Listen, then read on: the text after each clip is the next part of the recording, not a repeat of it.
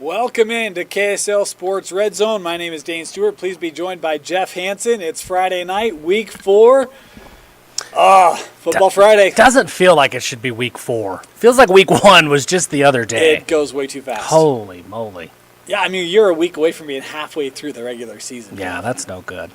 Starting to see more region play tonight. I mean, because that's where we're at. That's right. Yep, some regions underway. We'll get into that. We got some great games for you tonight. We've got our game of the week, Skyridge Bingham. That should be a really fun matchup, Jeff. Big test for both teams that have had some strong moments and also some pretty ugly moments. So which team figures it out first? I think that is a who makes it pretty first. That's an ugly football game, right? I mean, the way that we've seen things, that could get ugly quick. Just with low-scoring defense, If you like that, then it's not ugly. Who figures it out quicker on offense?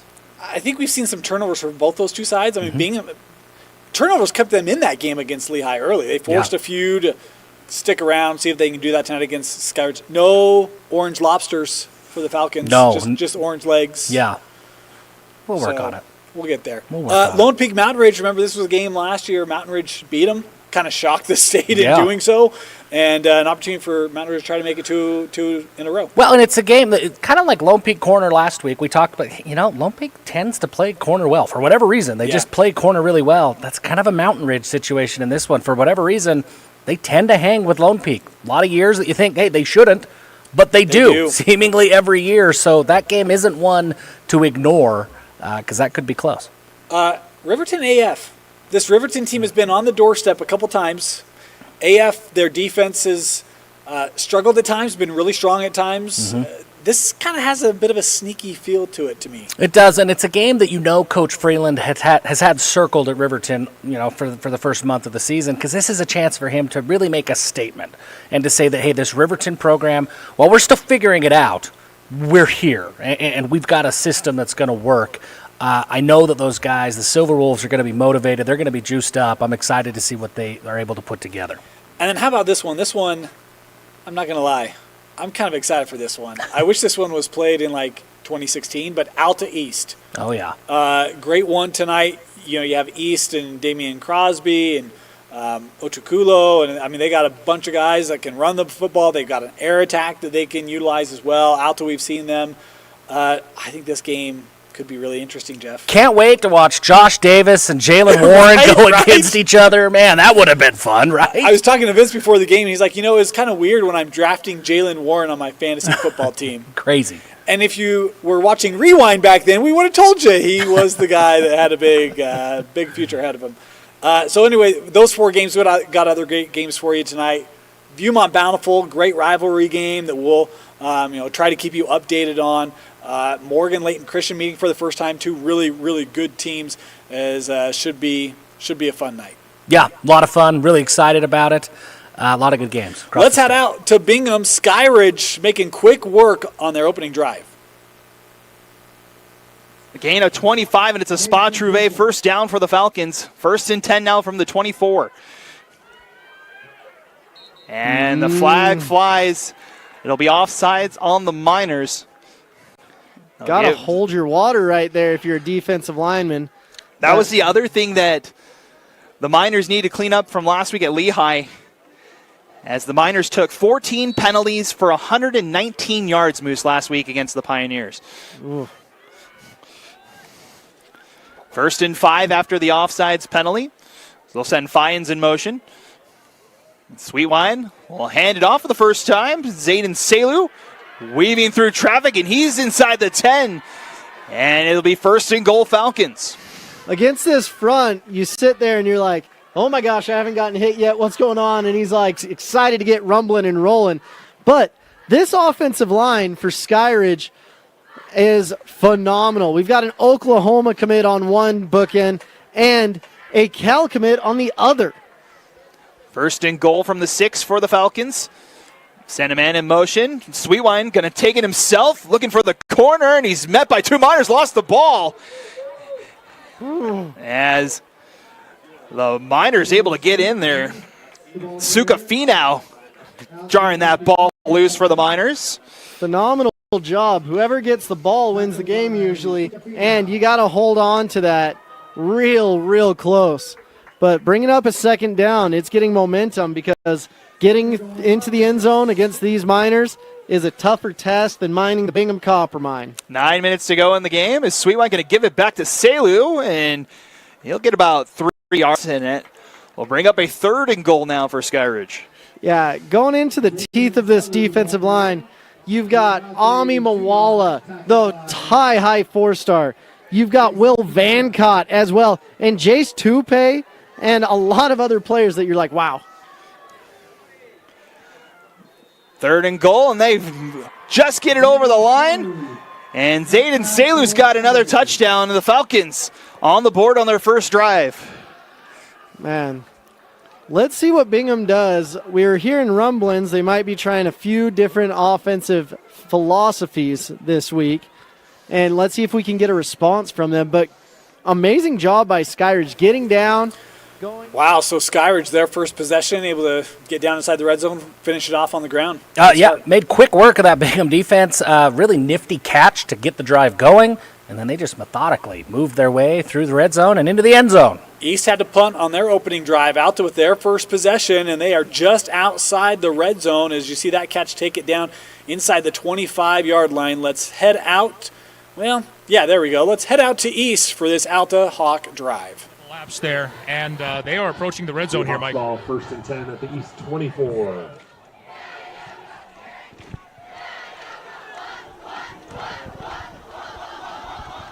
So here we go.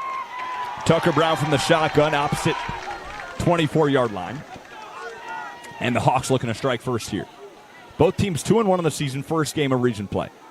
It's play action. Throws, he's got Matt McKay again. Nice play, he makes a man miss. Still on his feet, Matt McKay to the first down marker.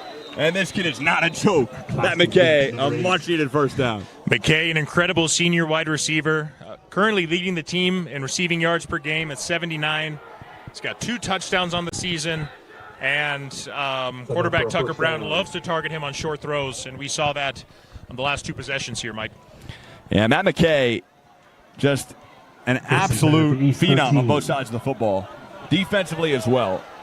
But, again, you see what he can do there, making multiple guys miss, stays on his feet. He does not stop until you make him, as they are now here in a really good field position. Lones a spin and gets dropped at the 14 and dropped the football. And it looks like it was recovered by the Hawks. Number 23 with that carry. Ball comes out, but it's recovered by the Hawks. Yes, it was. And if I'm not mistaken, we were up here in the press box. Everybody clap your hands. But Bear Strong jumped on it for the recovery. Yeah, unfortunate situation there, Mike, but they recovered it, and they are in the red zone here looking to score first touchdown of the game. All right, Alta in the red zone. We also have another game in the red zone. Riverton in the red zone, threatening to score here. We're going to toggle back and forth. Riverton, AF, Silverwolves with the ball here inside the 10, as are the Alta Hawks. The 8. He throws over the middle. Matt McKay was there, but a great defensive play by Leone Hola. Pass intended for number 8. Is it complete? Knocked down by number 1. Bring up 3rd. Only allowing the 2-yard gain. Brings up 3rd and 6, I believe. And meanwhile, Christian limping off the play. That's not a good sign. As we have another flag, as the referee actually tossed his beanbag. Ends of the field as well. Leone Hola. We talked to Otukola's father before the game. As throws out of the shotgun snap. Oh, he's got a man into the end zone. Is that a touchdown? It looks like it is. Touchdown, Alta Hawks. To number 21. Brock Russell. Yeah, touchdown, Hawks. Works his way in for 6, and the Hawks strike first. Incredible drive there from the Alta Hawks, Mike. Worked their way down the field and got it done in the red zone on that last play. And another. So Alta on the board here, Jeff. You know, they've had slow starts in seemingly every game so far. Good to see the Hawks start quick. Riverton had a penalty. It backed him up, and then you see the sack there by American Fork. Will push it outside the red zone. Boy, so close, and a couple just misplays for the Silverwolves, and now it's a tough spot. Penalty backed him up, a pre-snap penalty, and then a quick sack. I mean, it's that close. The red zone, everything gets smaller, tighter, faster, and now they're lining up for a field goal. You know, one of the interesting things about AF, and This is not good questioning, but you want to know the team that's given up the most points this year in 6A? I would love to know. It's American Fork. Now look, 70 of those came week 1 against Corner Canyon. You know the defense number 2 that's given up the most points in 6A? Riverton. No. Ooh, I thought it was a trick question. Corner Canyon. Oh, yeah. That surprised me. Yeah. But Well. 40 plus to AF, 34. 30 to IMG, Yeah. and then last week to Lone Peak. But also, yeah, played a lot of high-powered offenses. Played a so lot of makes good sense. offenses, yeah. All right, Bingham back on possession, and Bingham across the 50-yard line will head back out here to South Jordan for this minor drive. Now I can't find it on the field. And it's more important if we can't find it on the field That's because he's definitely a more important. dominant player. The Boise State commit, I was watching him against Timpview, and I was like, oh, my goodness, is there anyone in this state that can stop Deshaun?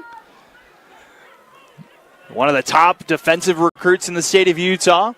We'll keep you posted if we see him on the field as Tuau goes in motion. Dunn back to pass, looks to Tuau, and he can't corral it. And that brings up second down. It's tough as a receiver. You start hearing footsteps, you look up, and you're like, please don't hit me, but you got to look down and make sure the ball's in your breadbasket. 6 minutes even to play in our second quarter. 7-0 Skyridge if you're joining us late. 2-yard rush from Selu. Returns that 70 yards. Down to the 15-yard line. Forget about that fumble. Right. And that's the deal with Akana and Iyangi. These guys are lightning in a bottle. They can make anything happen on any play here.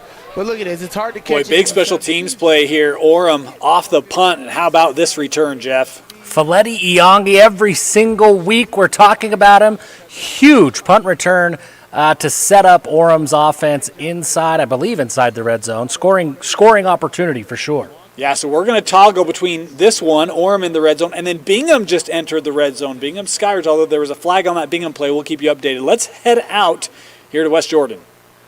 Tackles made. Ball's handed off to number 13. It was Akana on the carry, and not much there. That West Jordan defense so far has been very impressive in the short time they've been on the field. Loss of 3 on that play. Second down and 13 coming up for the Tigers.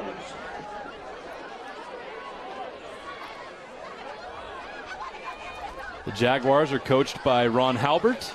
This is his fourth season leading this program. They have a 20-13 record in his first 3 years here. Now 21-15 if you count this season's games. Catch is made. Akana breaks the tackle. Akana dancing into the end zone for the touchdown. And the Tigers strike first. Yeah, I would just make sure that I got 2 people on Akana and Iyangi at all times. The problem is that these guys line up everywhere on the football field, so you just don't know where. They're not consistently lined up in one area, so they're just dangerous. So Orem scoring here early, although late in that first quarter. Is that right? Down to the final second? Okay, never mind. It is not. Good start for Orem. Bingham, there was a penalty on that, but the Miners still have the ball here, trying to respond to Skyridge's earlier touchdown. Yeah, this Bingham and Skyridge uniform matchup, I feel like I'm just watching like a Boise State inter-squad game right here with the royal blue and white, the white and orange and gray. We're just a blue turf away from this is a Boise State Something game. looked off to me, and that's what it is. Can we get this game off? That's just... I'm just kidding. And, of course, we got AF fans listening. Maddox Madsen, of course, starting quarterback up at Boise State. Tough test for them this week with Oregon. But let's head out. Bingham, as they've got this inside the 30. Lobs it far side. Had Tahi open over there, but the pass just a little too far. That's one he's going to want back. Tahi was seeing the end zone. He was... And he's like, here we go. And the ball was just a bit outside. That brings up another live fit third down. 3rd and 8 for the Miners here. 10th play of the drive. 2 wideouts on either side. Tahi in the backfield. Pressure coming from the Falcons. Dunn steps up in the pocket and connects on the near side as Kulamushi should have a first down. Wow. Way to go. Cool. Good throw there by Dunn, huh? Yeah, Hayden Dunn, man. He's got a cannon. First year as a starter, so they're still, obviously figuring some things out, but the future's bright for Hayden Dunn. And first year in the program. Yeah. But, good drive there for Bingham. We got another drive update, Lone Peak. inside the 20. So we'll take you back and forth between these two games. Bingham inside the 20, Lone Peak inside the 20. Spot the ball at the 19. They'll hand the ball off Larson. And he gets down to about the 15, gets about 3. Will send his tight end in motion. He'll take the snap. He's looking to throw. He gets it out, batted down by the Sentinels. That's Kendall Wall getting in on the defensive side of the ball, and it falls incomplete. Mentioned Wall at the beginning of the broadcast, and for good reason. I believe he's committed to be. They're getting double teamed, and you got a 3-man front that's not quite getting there at the point of contact. 2nd and 7 as Dunn fakes the handoff, looking for the end zone. Incomplete. In and out of the hands of Dominic Whittison, and it's 3rd down. Oh, goodness. Look over your left shoulder, look over your right shoulder. See the ball go right through your... It'll be Sam Wright alongside him. He'll take the snap. He'll drop back. Over the middle. Caught. And incomplete. He had it, and then it came out. Huge defensive play for the Mountain Ridge Sentinels. Much needed stop there from Mountain Ridge. You're going to see that. To the left for Aiden Dunn. Dunn back to throw. Far side. Two outs, got it, but it'll be shy of the first down marker. They'll spot it at the 13-yard line. They're about 3 yards or 4 yards shy of the first down. Dunn is out there saying, give me a shot. Don't kick the field goal. Field goals isn't what win games. 4th and 4 here as the Miners quickly go to the line. Try to get the Falcons to jump offside. From my angle, it looks like they did. It looked pretty close from up here. As they'll send Whittison in motion. And the Miners elect to go for it. Dunn rolls out of the pocket. He's got room up the near side. He's got the first down as he's tracked down inside the 5.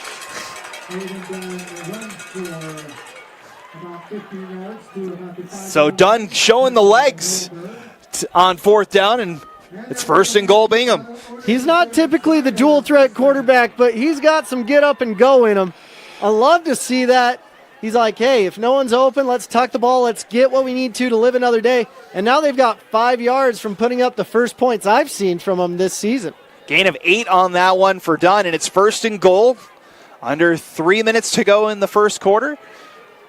Again, 4 wideouts in the formation. Low snap, Dunn. Lobs to the corner, too high for Larson. And it brings up 2nd and goal. It's kind of hard as a receiver to judge that. Do you jump up or do you keep running through? And that's the tough thing. It's getting that connection in. That's the hard thing. With Dunn only showing up 3 weeks before the season, you create that chemistry through spring ball, through 7-on-7s, through all of these things.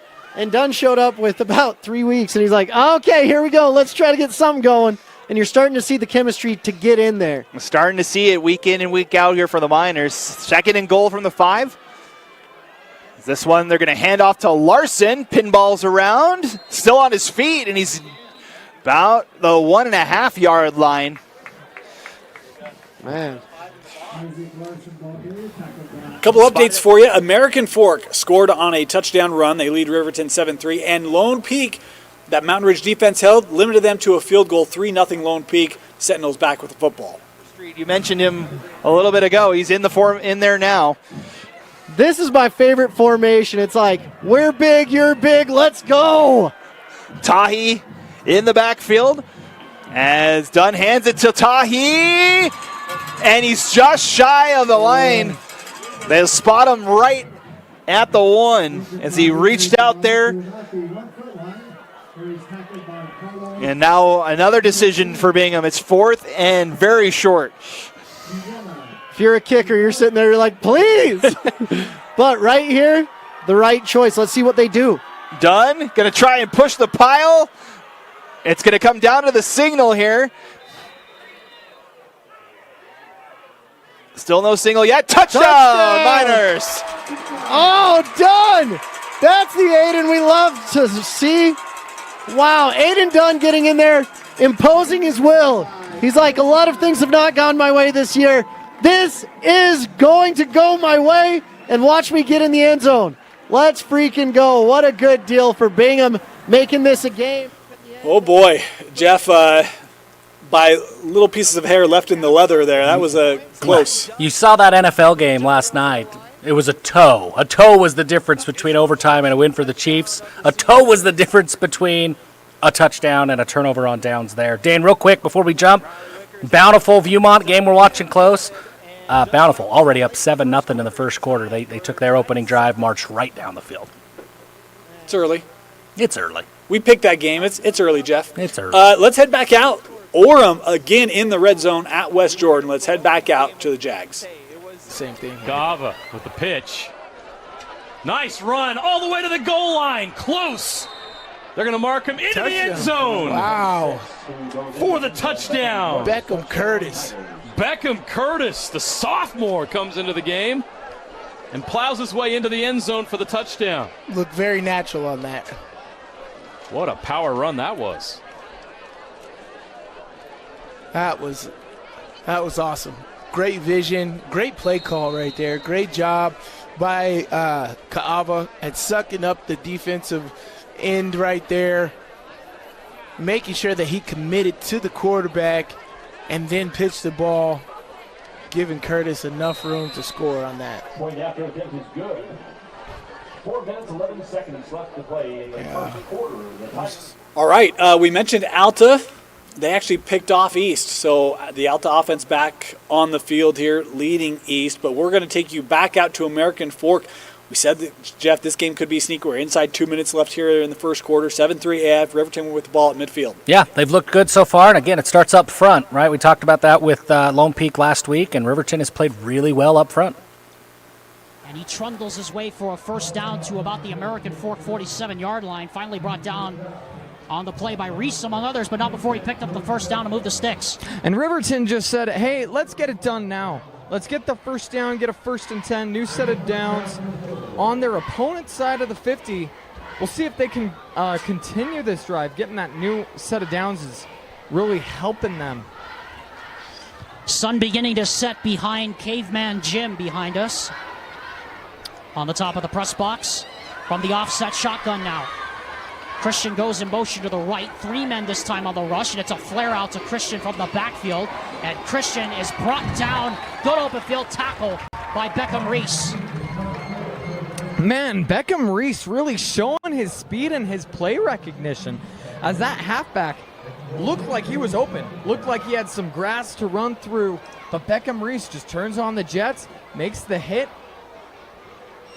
and makes that play a gain of no yards. Approaching 40 seconds left here in the quarter. Here at American Fork, Alexander Timop alongside Gavin Atkinson. Josh Dodge operating the camera from the offset shotgun. Here's Christian flanking the quarterback Nielsen. It's a tunnel screen out that way. Pass is caught. And not for a whole lot of yards, but a big hit out on the edge there. Delivered to number 13, Brad Mackey. And I suspect that will take us to the end of the first period. And it'll be 3rd and 5, and offensive coordinator Brian Anderson will, I don't think, run a play, but he might try to run at least one to try to draw the Cavemen offside, but he will not. Clock runs out here in the first quarter. Good first quarter, entertaining on both sides to say the least. Back after this word from Nutricost. American Fork leads 7-3 here on the Rewind Sports Network. Black to run the play. Pass near sides, corralled at the 30. And just past it is Hunter Sheffield, his second catch, and that will do it. For a fast-moving quarter number 1, Moose, we're 12 minutes in the books at 7-7. So we'll step aside, and we'll be back to bring you the second quarter after 1. We're tied at 7 here on KSL Sports Rewind. Your car carries you and those. Olmsted couldn't get back to the line of scrimmage. This Lone Peak defense right now is just all over the run. Yeah, this is the Lone Peak defense that we saw last week against Corner Canyon. Finally waking up a little bit here, but there's just so much talent out there. We talked about Mulatalo, talked about Junior Tahi. It's just everywhere. 3rd and very long coming up here for the home side. 3rd and 18. Ball on the 38-yard line. 2:45 left to go here in the first quarter. Bingham steps up in the pocket. The pressure's coming. Tries to escape and does. He'll hand it. He'll pitch it off, and now it's Ofisa. Ofisa trying to get to the marker and just misses out. Huge tackle made there by Kate. All right, nearing the end of first quarters across our game, so we're going to take our break of the first quarter, or thereabouts. We'll be back. You're watching KSL Sports Red Zone. You know what? Into chicken salad, and that's a positive pickup there for Mountain Ridge. They're going to have to punt, but I think even so, you feel just that much better about your potential to survive, seeing that Lone Peak's starting to come around. Big play by Wyatt Bingham. Ofisa trying to make it happen. Robinson here will boot this one up and away. Lone Peak calls for the fair catch. It takes a bounce. The ball comes out, and it's Sentinel ball. Mountain Ridge get possession back. Well, sometimes you just need a few things to go in your favor, and Mountain Ridge capitalizes on the bobble. It was a really high, wobbly punt. And while it wasn't necessarily hard to see in the sun, sometimes with those high kicks can be a little difficult to judge, and Lone Peak just not able to cover the punt. Mountain Ridge is. And now they're in great field position with 1:52 left here in the first quarter to get a score out of this one. Special teams coming up huge for Mountain Ridge. First, we have the flag earlier in the drive that gives Mountain Ridge another chance on offense. And now with the muffed punt, Mountain Ridge inside night territory. Let's see what they're able to do. Bingham will take the snap. He'll hand it off. He'll keep. He goes out to the left, and he's brought down quickly at the line of scrimmage. Yeah, Bingham kind of nifty as a runner. Not exceptional, but able to at least keep the defense honest there. Could have used a little bit more, help from the blockers on the outside. A former offensive lineman is going to be a little critical of that. I get it. Wide receivers have to split their time trying to catch footballs too. So. Wyatt Bingham coming into this one with 118 rushing yards, 3 rushing touchdowns for this Sentinel side. Bingham will take the snap. He'll drop back, looking to throw. It is incomplete. Huge defensive play there by Wes Valgertson. Yeah, Valgertson doing a nice job from his corner position. He's a long, lanky guy, able to keep up with that speedy Sentinel wide receiver and get a paw, knock that one away. But the more I watch Wyatt Bingham, Alex, the more I kind of get this Baker Mayfield vibe from him. And I know I'm comparing everybody in the game to legends. Just ain't done about. Like, we're not on All-American level. This is beginner here. Still high school. But he's not afraid to deliver balls into tight windows. Intended target there was DeYoung. Falls incomplete. Big third down coming up here for Mountain Ridge. Receiver in motion. Bingham takes the snap. He'll drop back, rolls out to his right, escapes one, can't escape the second, and he's going to be wrestled down at the line of scrimmage. Well, he is taking a lot of contact early on, but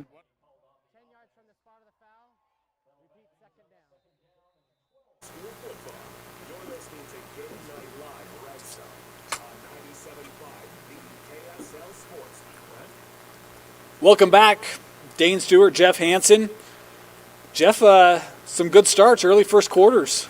Yeah, good games all across the state. Good games that we're tracking. Another sneaky good game, West and Olympus. West is up 14-7 midway through the first quarter.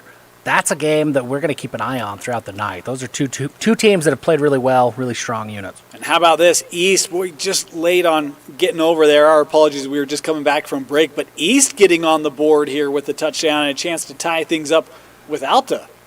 Good uniform matchup. I mean, the touchdown was great, 7-7. That's fun. Yeah.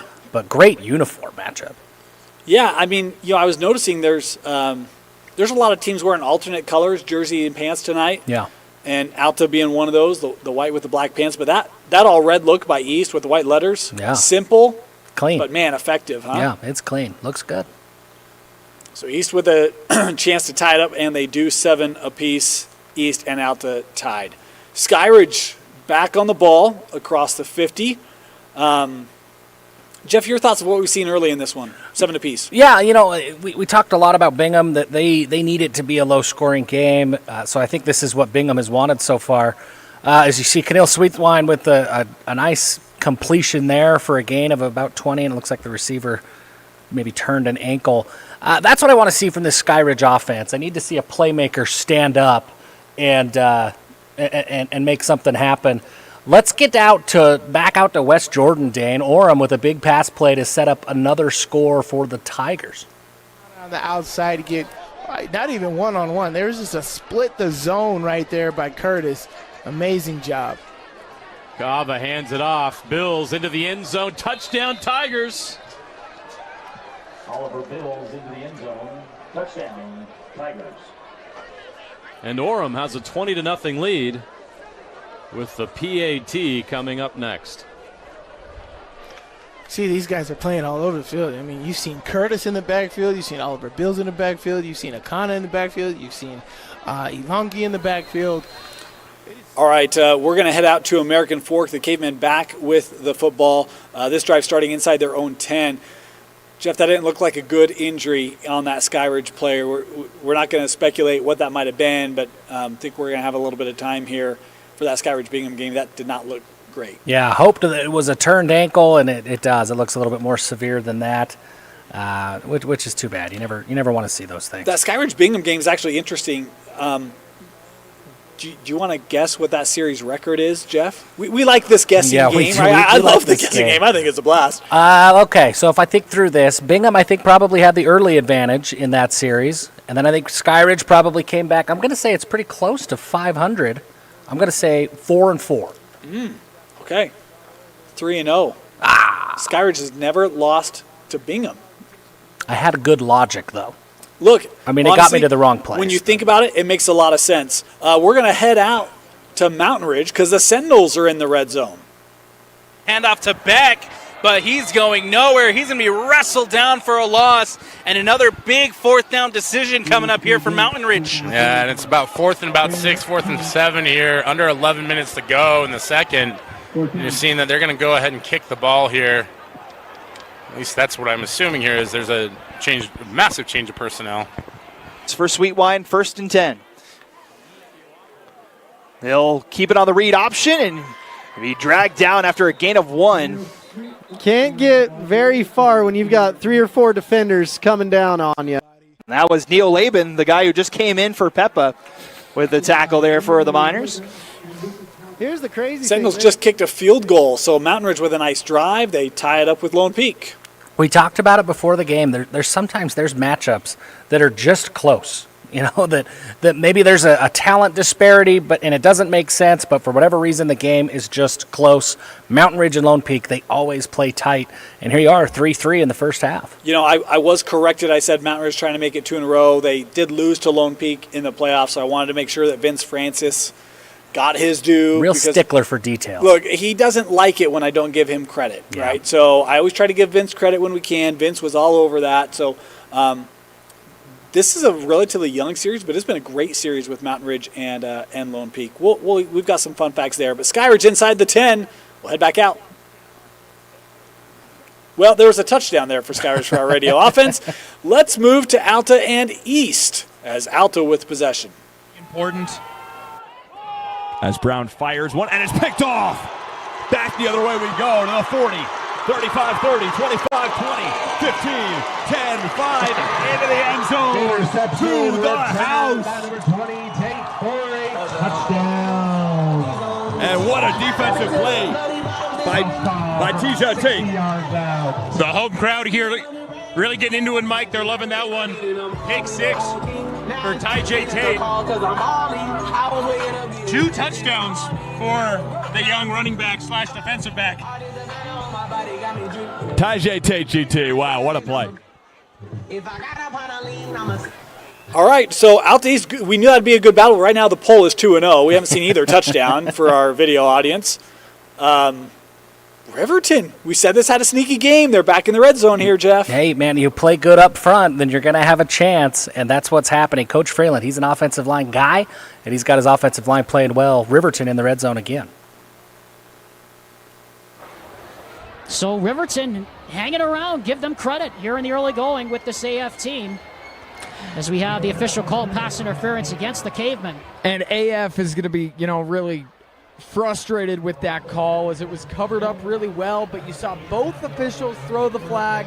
It was on the far side of the field. I didn't see exactly what happened, but you can imagine some tugging on the jersey, something inhibiting or getting in the way of the receiver of making that play. Brings up 1st and goal from the 8, I believe.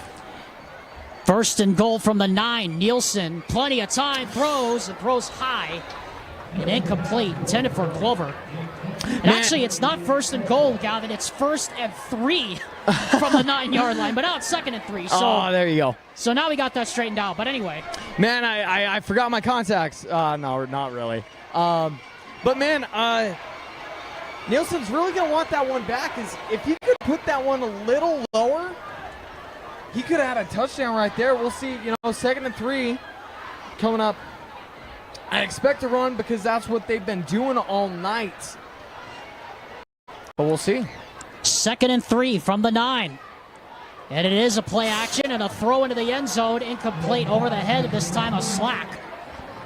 Well covered on the RPO. That's going to bring up 3rd and goal, or rather 3rd and 3 from the 9-yard line here for Riverton, as we have a timeout called by the Silver Wolves. So they'll talk it over, and we'll take a break, and we'll be back.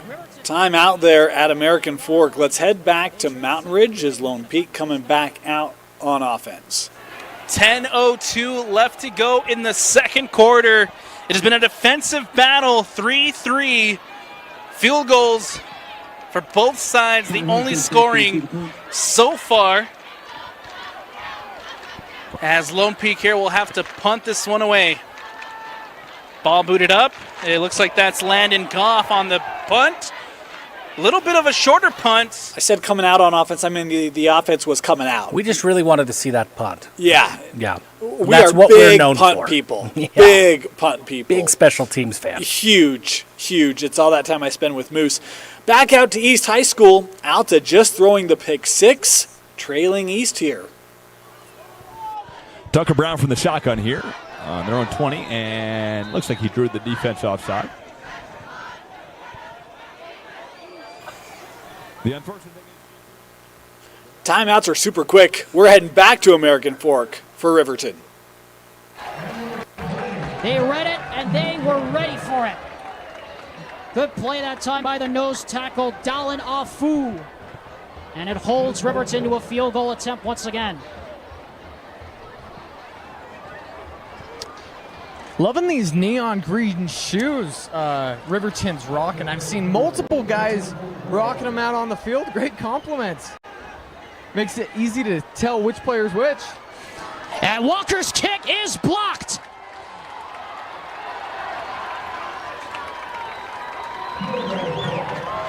Blocked on the play by, I believe it was Michaelis. Afu came up with it. And for all of that, American Fork's defense does hold strong. Just a few minutes. Oh, we got an update. A game that was getting a little sideways, Jeff. Yeah, West Jordan. Man, they find a way to get into the end zone. It's now 21-7 out in West Jordan. Jags are trying to make a game of this. Look, that Orem team is really good. That's a tough team to play. Yeah. That was one where you kind of knew, oof, things have to bounce the right way for the Jags. Yeah. But they were down to Alta last week, 21-3, came back, won that game. Right where they want to be. Orem's not Alta. You keep setting me up and then ripping it away from me, Dane. Man, this has been brutal. That's what we try for. That one just overthrown Skyridge Bingham. A couple of other games we haven't had a chance to really tease tonight. Crimson Cliffs playing Cedar. Yeah. You could argue Cedar's been the best team out of Southern Utah to start the year. Yeah, that's true. They have looked really good, and none of those traditional St. George powers have been as powerful as we're used to them being. This is a sneaky good game down in Southern Utah. Yeah, early lead there for the Mustangs, 7-0. Of course, Crimson has won the last 5 matchups between they and the Reds after losing the first 3. Another interesting game, Highland at Brighton. Yeah. if Highland wins this game, it'd be 3 wins. That'd be the most for that program since 2019. Yeah, and 3 wins, and then their only loss, a 1-point overtime loss. Yeah. Highland, the Rams have played really well in the early going of this year. Olympus West, another one tonight we're keeping an eye on. Again, there's some good football games out there. As we approach halftime, we'll take you through a lot of those, get you caught up on action happening around the state. But we'll head back out here to Bingham as Skyridge, again, trying to keep this drive going. Just past the 25-yard line, it's enough for a first down. It's interesting watching it from here. Even though he took it, got the first down, handing it off may have been way better. I think if the read would have been to the running back, that would have been the good call on that one. He's going to see that in film, and the coach is going to be like, "What'd you see here?" He's like, "I saw I was 6'4", 200 pounds, coach." 2 backs in the backfield for the Falcons. 1st and 10 from the 25, 3:50 to play until halftime as they run a option play. Getting out of a tackle is Selu, and he's near another first down.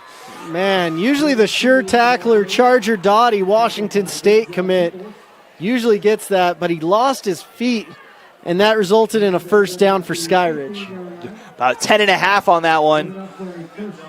As it'll be 1st and 10 from the 15 for the Falcons, trying to take a 2-score lead here. Sweetwine rolls out near side. Van Cott in pursuit, and Sweetwine just throws that out of the back of the end zone. He was sitting there, he's like, I needed to put a little more air under that and not bullet it. We get it. I mean, I've watched Cannell since he was in 8th grade, and he has a heck of an arm. But sometimes you just need a little touch. Just a little touch.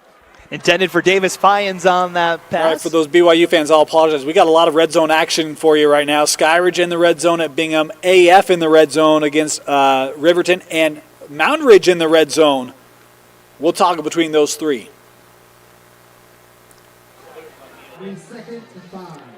Man, that's a killer right there. So 2nd and 5 now. Spot the ball at the 10-yard line. Penalties were a big thing on offense last week for the Miners. Now it's the defense as Sweetwine on the read option spins out of a tackle and gets ripped down. Short of the line again. Suka Finau on the tackle. Just a little bit shy. But and brought down. That's Cam Begg on the big catch. First down, and now they're inside the 10. Need to get to the 5-yard line for a first down. As the clock winds, now 3 minutes in counting till halftime. Sweetwine gonna pitch it. Looking for the corner and get it in is Jared Iacopo for the Skyridge touchdown. Phenomenal play call right there. They had a 2-on-2, great blocking, but they didn't have... And a timeout taken here prior to. It'll be a timeout for the Knights. They'll have 1 timeout remaining here for the rest of the first half. This part of the game brought to you by doTERRA. Cave Bennett, now we actually had an unsportsmanlike conduct penalty assessed after the fact on Garn for letting the official hear it. Now head coach James Freeland coming out and making sure that nothing else transpires. So 1st and goal on the 4 now. Afu in the backfield.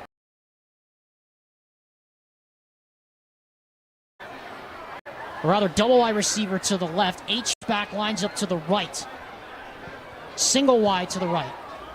Gaisford to throw. Blitz coming. Gaisford hit as he throws to the end zone, and it is in and out of the hands. And actually knocked away that time by JoJo G. Intended on the play for catch. Timeout. Bingham sends his tight ends in motion. Will take the snap. He'll cut inside, looking to take it in, and does! Touchdown! Sentinels! Well, it's the old student body, right? And somewhere Norm Chow is smiling because Wyatt Bingham follows his blockers into the end zone. Lines up to the left. Wilkinson to the right. Play action. Throw for Wilkinson. And that is overthrown, incomplete. Garn covering again on the play. So Mountain Ridge has taken the lead against Lone Peak. Yeah. So let's just recap the last 2 weeks. Yeah. Lone Peak beats Corner. Okay. Davis beats Mountain Ridge. Mountain Ridge leading Lone Peak. Obviously. What do you do with that? Well, here's what I have. I have a question. I don't know what you do with it. My question is this. It's in the same vein, Dane. If Corner beating IMG was the biggest win in state history, and then if Lone Peak was beating Corner was obviously the biggest win in state history, it's Mountain Ridge beating Lone Peak, the biggest win in state history again. But Davis beat Mountain Ridge, which would make that the biggest win. Man. But Lehigh beat Davis. So now Lehigh beating Davis is the biggest win in state history. I don't know if we need It makes sense, folks. We need to consult Da Vinci or Aristotle, whoever that transitive property founder was. We need some help here because this is wild. Just imagine the top 25 poll this week if that score holds up. Alta moving the football as American Fork here settling. No, they scored, right? Yep. They scored? They did All right, not that's score. a field goal. So 10-7 AF. Now we'll move out to East. Alta with possession inside the red zone. Major first down sets him up in the red zone here. Yeah, absolutely. He does have the experience, but he is still learning out there. And Brown that's in the shotgun air. snap, fires toward the end zone. Matt McKay was there, and flags are going to fly. Going to be PI, looks like. Yeah, they're going to get Tate with a PI, GT. Pass intended for number 8. Falls incomplete, but there's a flag on the field. The intended receiver, number 8, Matt McKay, as Mike and I look at a beautiful sunset over the Great Salt Lake and Ochre Mountains to the west. What a view, GT. We really do. I mean, I know we got a lot of obstructions here, but we do look at Alta. Like, we look at Little Cottonwood Canyon and Alta. On east. On the other end, we just got an incredible sunset here. Got the Wasatch Mountains, got the city, and you got the Ochre Mountains to the west. I mean, just a beautiful setting here tonight. We're taking it all in, GT. Handoff Lonez up the pipe, and he's going to get to the 4-yard line. Ball carrier, number 23 for the Hawks. Big play here in the red zone for the Alta Hawks. Bring up second and goal. That sun moves fast, GT. It was at least half a head away, and then when you turn around for 1 second, the sun's completely gone. It was half a head from the horizon, and then turn it's gone. Earth's moving pretty quick. It really is, GT. What a beautiful night here. Honestly, way happier now that the sun is set, because it was a scorcher when we arrived. Austin will tell you. Yeah. Once you get inside that red zone against them. So here you go. Third down. Third and goal from the 16. Snaps away. Pressure coming. Going to be taken down again for another sack and brought down behind the 20-yard line.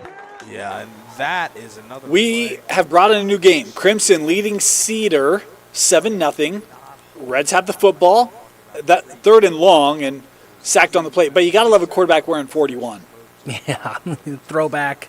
Was it Sammy Baugh? Is that who that was? The old 40. I think he was 41. I think he was 40, 47, 40-something, 30-something. I don't remember. I'm trying to remember what number Dylan Brown wore last year. at Ohio State.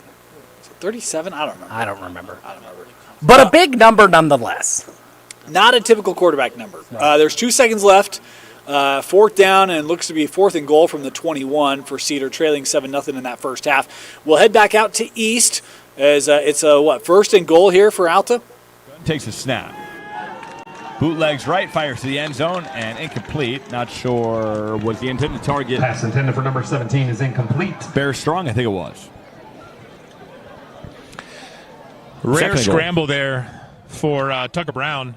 We've seen him in the pocket all night. Second goal. And looks like they're going to run this one. I'm going to rush the snap. Nolan Lonez keeps the feet moving, works his way to the 1-yard line. And it's going to be a third and goal from the 1.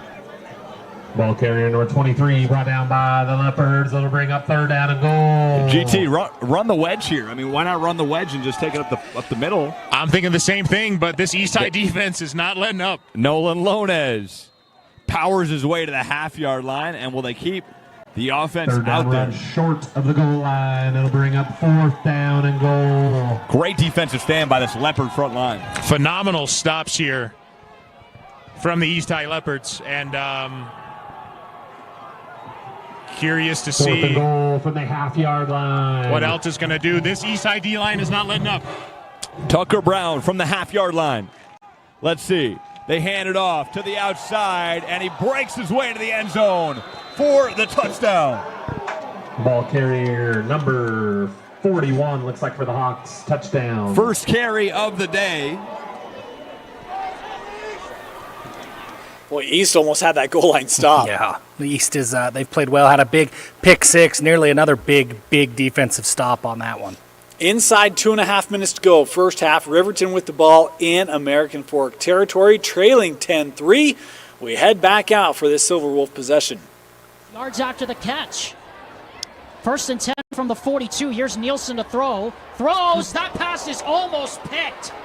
Threw it over the head of his intended receiver, Bennett Nielsen, and lucky that wasn't picked off by a hard-charging Beckham Reese.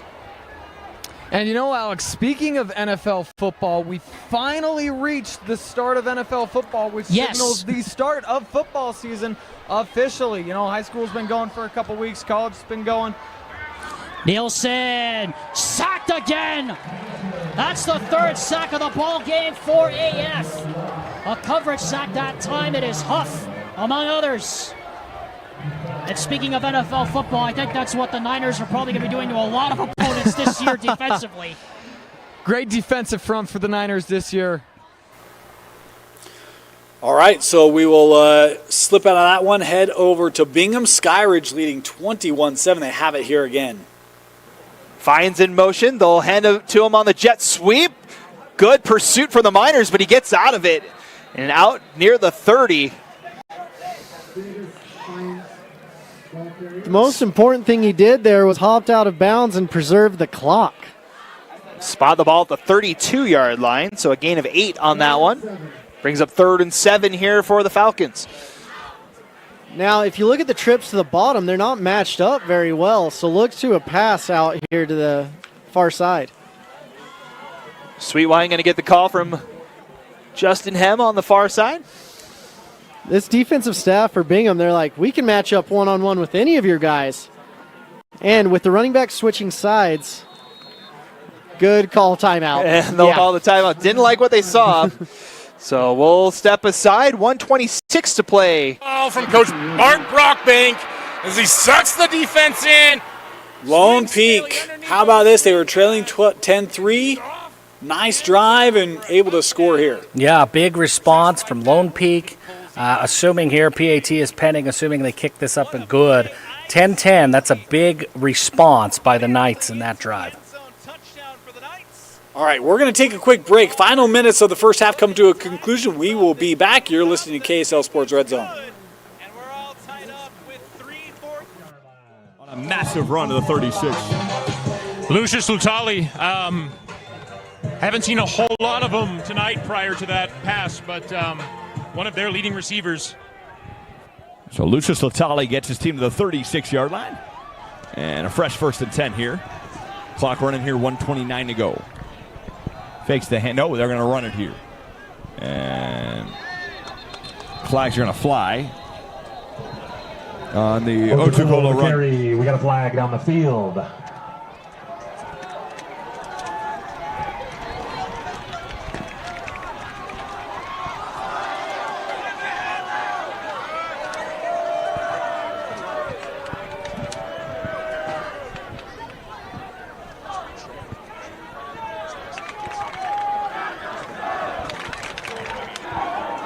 Yard personal foul on the Hawks for face mask. It's a 15-yard personal foul. It's be ball is going to be placed at the. It looks like around the. After the run and the 15-yard penalty. 18-yard line. 1st and 10 East at the Alta. 1st and 10 for East at the 18-yard line. Huge 15-yard penalty there, Mike. Ref called a face mask on that last play. Crosby dances in the backfield, rushes this one to the outside, and and he's got a first down and more. Damian Crosby, clock running here to the 8-yard line. Crosby on the keep. Solid run there for Damian Crosby. Seen him run quite a bit so far this season. We're only 3 games in. This being game 4 for both Alta and East. But is enough for a Leopard first down. great drive so far here for East High as they First and goal at the 8-yard line. find themselves in the red zone. Damian Crosby on the season, GT. Prior to today, 97 yards on 11 carries. And again, this 3-back set. And rush goes for maybe Number 9 the carry for the Leopards. no gain on the run. Timeout on the field. Timeout on the field. For Nea. It looks like we got a timeout taken by East High here. So an hour into this game, GT, the sun is set, and we got a good one here from around 9th and 9th, Salt Lake City, Utah. Friday night lights are bright here at East High in Salt Lake. Tie game 14-14.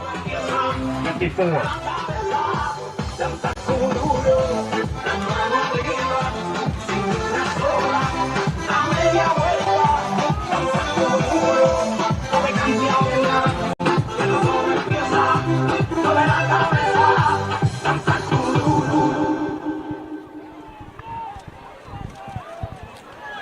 Another 3-back set here. It'll be second goal.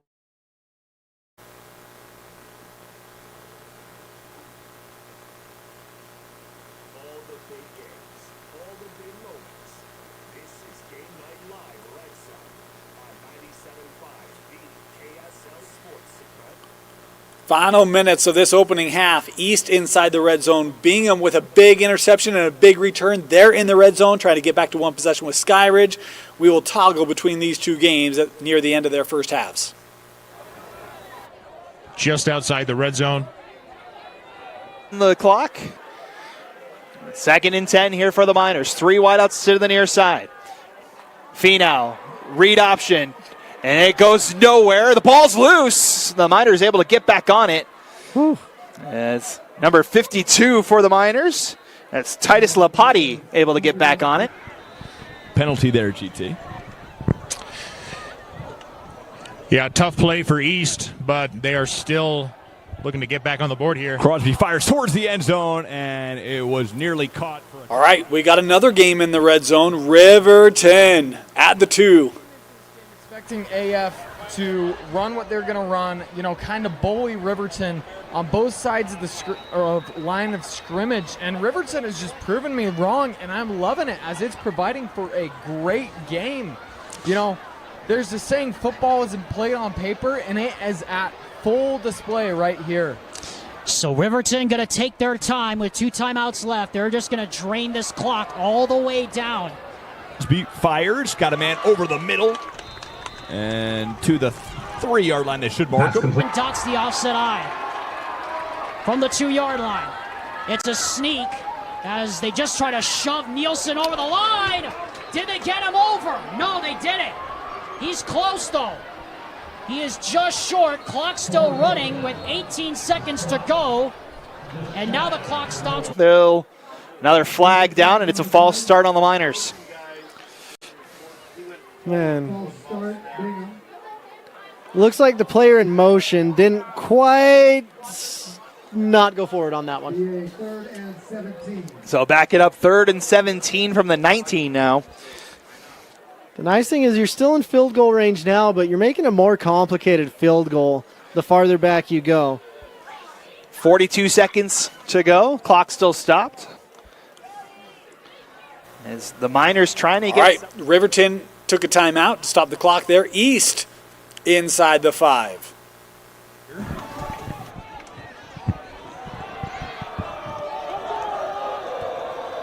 For Crosby, and you know where this is going, GT. 4th and goal from the 3. Crosby hands it off, up the pipe they go, and into the end zone. Touchdown. For a touchdown, the Leopards.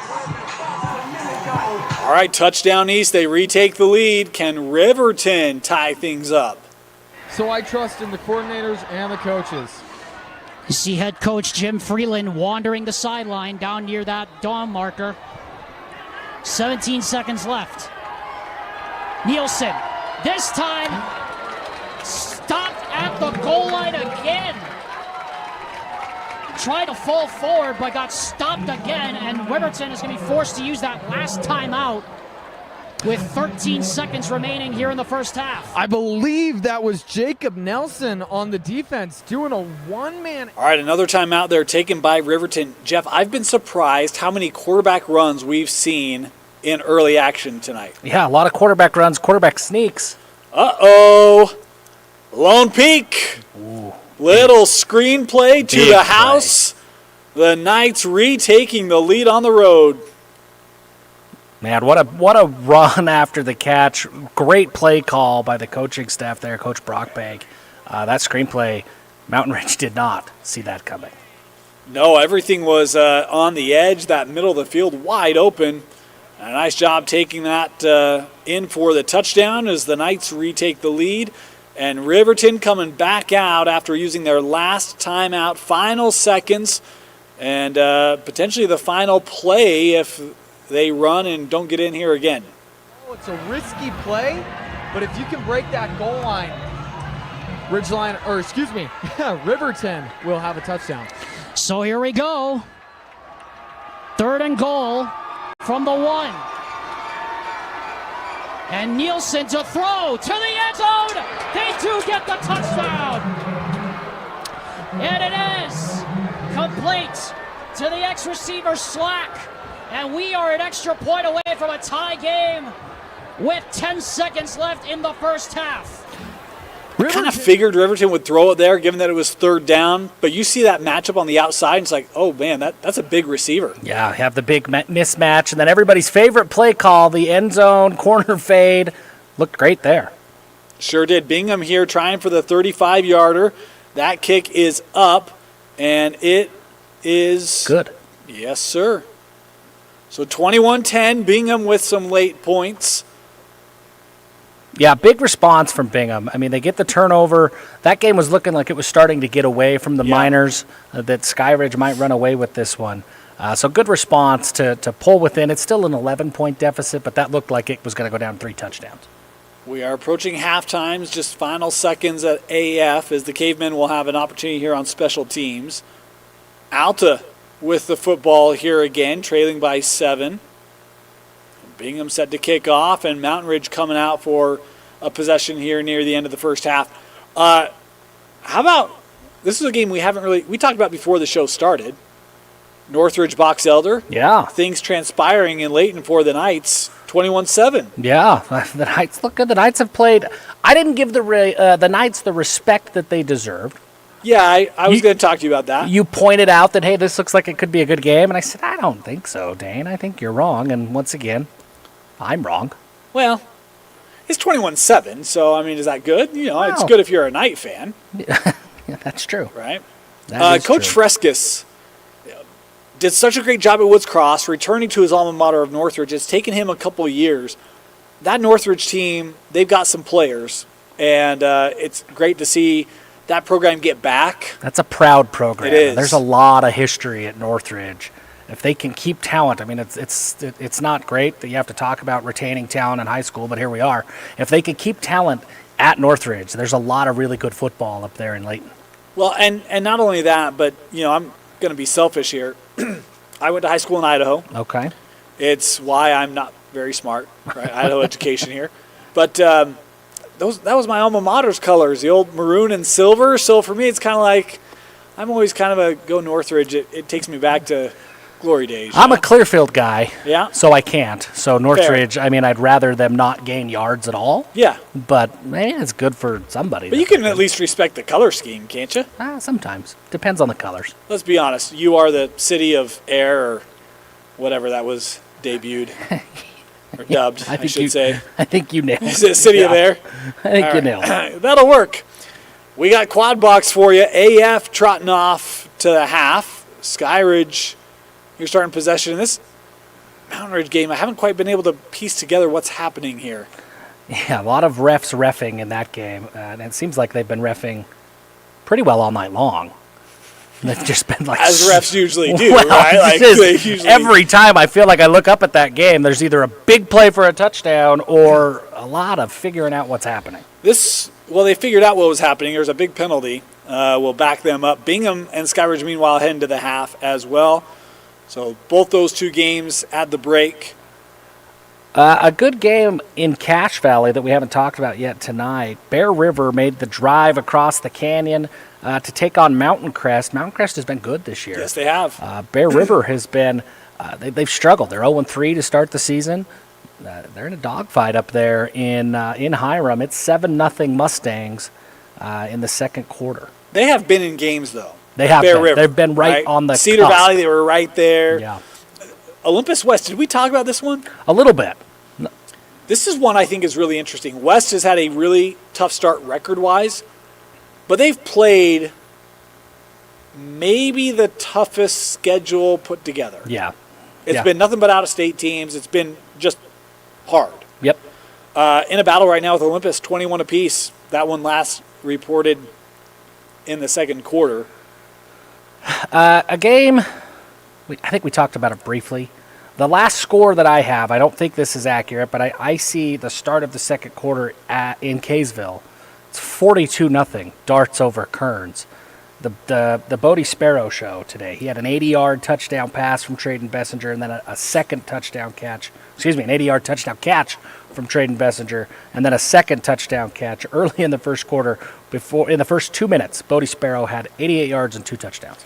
I actually have that 59-0 in the first half, Oh my goodness. according to my sources. Bodie Sparrow, I think I saw top 5 in the state in interceptions as well. I didn't realize he was playing some corner.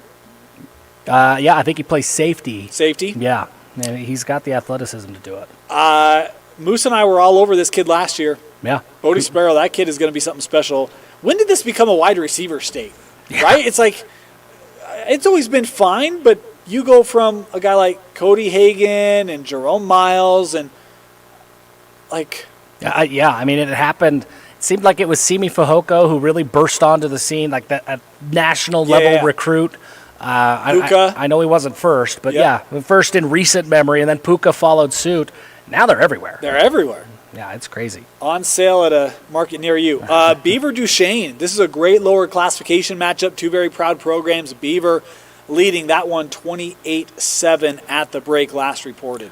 A game that we haven't talked about yet that last year this score would have shocked a lot of people. Pleasant Grove made the trip south to Maple Mountain, and it's the Golden Eagles with a 17-0 lead as the first half is coming to a close. It's impressive. Maple Mountain 2017? 17-0. Maple Mountain. Look, there's a lot of numbers in that old beautiful mind of mine.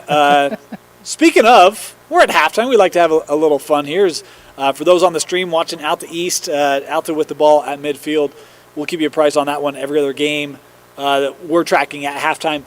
Jeff, 1, 2, 3, 5, 8, 13, 21, 34, 55. Any idea what that is? No, you even gave me a cheat sheet before and let me think about this for the last hour and a half. I have no idea. So, I'm an Idahoan. I learned this back in the old glory days watching PBS. There was an old show called Square One TV. Goodness. It was fantastic. MathNet. It was beautiful. Idaho sounds fun. Right? The Fibonacci sequence. Oh, have you never heard of the Fibonacci sequence? No, I haven't needed that enough in my daily life. God, but I am glad I didn't grow up in Idaho. It's actually quite thrilling. Alta, this kick, boy, there's leg on it. Is it in between? Yes, it is. How about that? Alta with a 50-yard field goal to close out the first half, 21-17 East with the lead of the break. I'm not one to be impressed by field goals very often, but that was an impressive field goal. For those curious, Fibonacci sequence. Oh dear.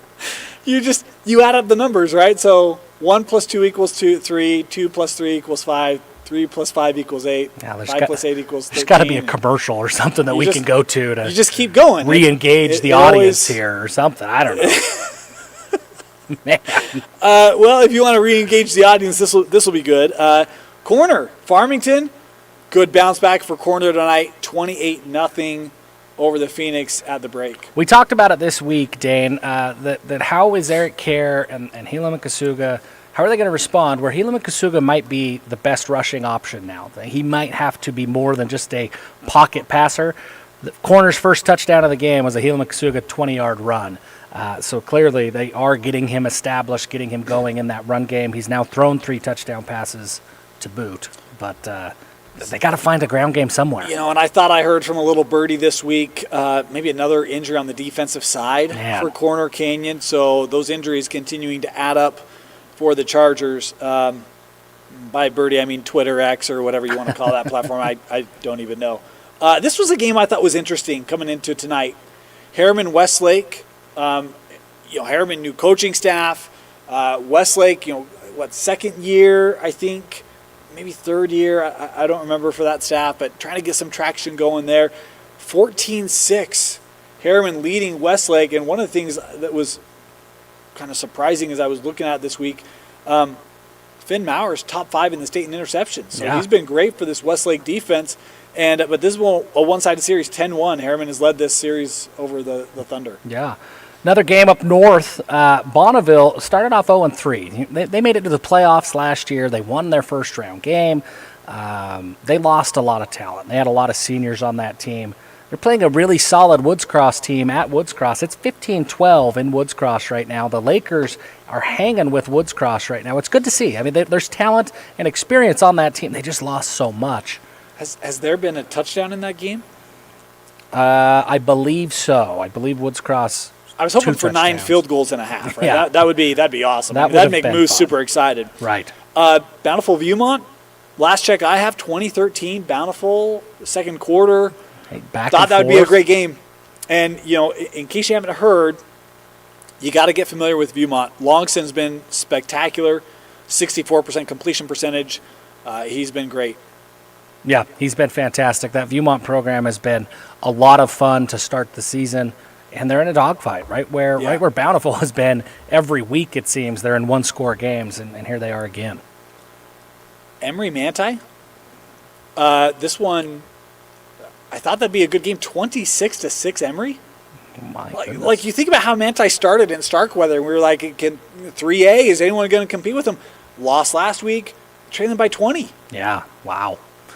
They got to find something offensively. Maybe the loss of Reggie Frischneck last year, right, wide receiver, that he and Starkweather, they hooked up a lot. Frischneck was one of the best players that didn't get talked about in the state very much.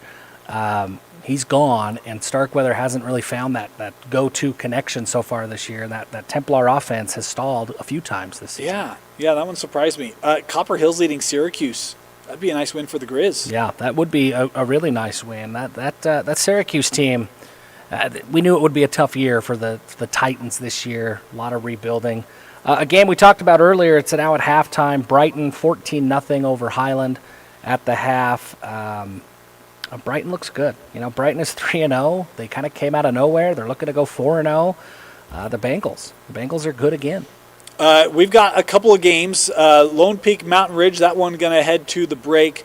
But we're back down with Crimson Cliffs and Cedar. That game's still 7-0. Third quarter, though, as the Reds with the possession.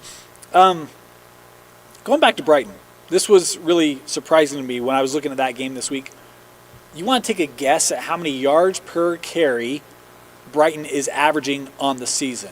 This is a guess. I'm going to say it's a big number because they're 3-0. I'm going to go with 7.1. Yeah, that's a big number, Jeff. 5.6. How wasn't that far off? As a team. Yeah. I mean, that's pretty remarkable. Hurdle's been spectacular this year for that offense. They got a new quarterback. He's been very proficient. It's been a really good offense for the Bengals. You're right. It's been a good start to the year for Brighton. And a surprising start to the year. One that I don't think, I know I didn't see coming. I don't think a lot of people saw Brighton being this good this quickly. Park City, they continue to just do their thing up there in Park City. They just continue to win games. They're taking on Hillcrest. It's 38-0 Park City. How about that? Cedar on the board. The Reds had a big win last week. Cedar did over their rival Canyon View, and here getting on the board on the road. This is the team that was sitting at the top of their region coming into action tonight. Tying it up here. It's a dogfight, man. I mean, and this is where Crimson has been all year, too. They came up here to Morgan, and they got blown out. And every game since, Crimson has been in battles. It's a different Crimson team this year. JT Orr, top tackler one of the top tacklers in the state, and then Trace Ovesen. I don't know if you saw the top 5 this last week, Jeff. He had a touchdown reception that was pretty doggone impressive, and he's got 4 picks on the year, so he can do it on both ends of the field for the Reds. That's a really good Cedar team. Another game to give an update on. Westfield still looking there for their first win in program history. They had to go up to North Logan today to take on Green Canyon. Green Canyon is up 21-0 over the Longhorns, but it's not all bad for the Longhorns this week. The school opened. Hasn't been opened until this week. It wasn't done in time, so they've been going to different places and meeting at different schools, but the school officially opened this week. Really? Really. I was shocked, too. So it's like, hey, go to your little siblings' middle school for class today? I don't know exactly how it's all played out, but there were some construction delays, and it wasn't ready for the first day of school. Weird. How about that? Well, congratulations on the hallways being opened for Westfield. It's going to take me a while to get used to Westfield. Yeah. I personally voted for the Taylor Whalers. I thought that would have been awesome. Okay, that would have been good. For those, do you know the old kind of fun fact or folklore about the Great Salt Lake? You can go Google this. According to the great World Wide Web, okay. There's a rumor. There's an old myth in the 1800s. They trained not like Sally, like via train, a whale from the ocean and dropped it in the Salt Lake. There's the Salt Lake there's that's a 7 folklore feet deep. that happened, that there was a whale in the Salt Lake. And I'm like, you're building a new high school in Taylor near the Salt Lake. How cool would that be, the Taylor Whalers? It'd be kind of cool. I proposed it to the committee. They didn't like it. They didn't bite, huh? Yeah. That doesn't surprise me. School boards, boards, right? They're always getting in the way. You took us up to Logan, home of Gostner's Cheese. How about Skyview and Logan? The last couple of weeks for the Cats been tough. Big first half for Skyview, 34-0, leading Logan at the break. Yeah, the Bobcats need it.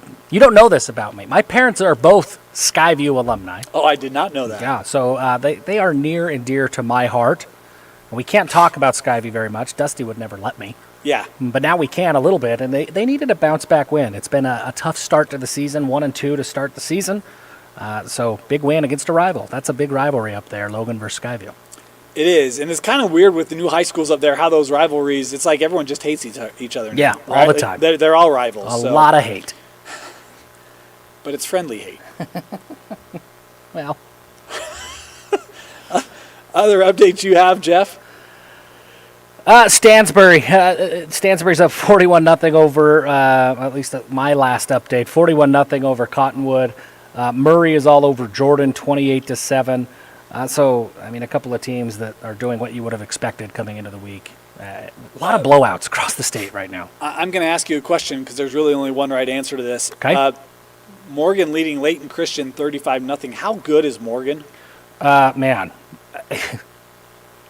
Better than we think. I mean, we've got them, 13th, I believe? 12th, 13th at our rankings? It's around there. And that seems so high for a 3A school. It does. But they just continue to impress week in and week out. They look great. Would they win 4A? I don't know. I mean, they've played up. They played Crimson. They played Skyview. And they weren't even close games, right? I mean, Morgan ran away with those games. They look great. You didn't answer the question, Jeff. Would they win 4A? Would they win 4A? I think it'd be close. I don't know. I look at teams like Green Canyon. I mean, I look at some of these teams that are really physical. I think Morgan's right there. I don't know that I'm ready to say definitively, yes, they would, but I think they would be in contention. And you know what, Jeff? That's why you don't get to go down on the field at halftime when you go up to Morgan. I'm saying yes. I think they would. I think this team is legit. Legit. They look good. We'll never know. Well, so I can never be wrong, and you can never be right. To borrow the phrase of an acquaintance, well, you're not wrong. Not even a smile. Oh, man. Not even a smile. Man. Crimson Cliffs with the ball across the 50. Let's. Do you want to head out to Crimson? Let's head out to Crimson. Let's head out to Crimson. Where the ball was, I think he might have been able to turn and pick that one off. I agree. Opportunity missed there, but looks as if the Mustangs looking to the sideline for guidance here, as they're just.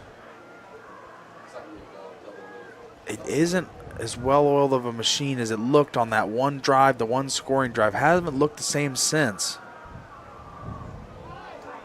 And this one's caught by Alofapo, who takes it down to the 25-yard line. Kind of had that sweeping middle screen action with the wide receivers as kind of roll one way, throw back the other way for the nice little screen pass set up, and the blocks were there from the offensive line. Alofapo squirts forward for another first down and a big play for the Mustangs.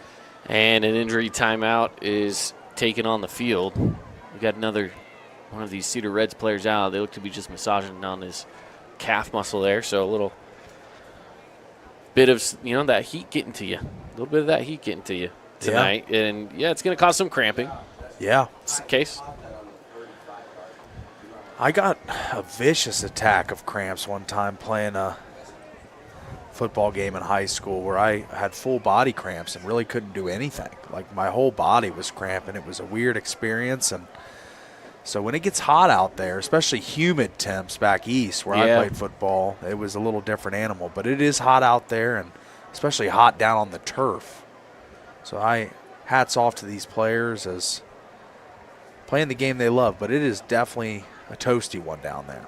Oh, yeah. Right now, 95 degrees here. And technically we're in the Washington territory over here, Washington, Utah. So fresh set of downs here for the Mustangs. They're looking to march something in here with the ball at the 25.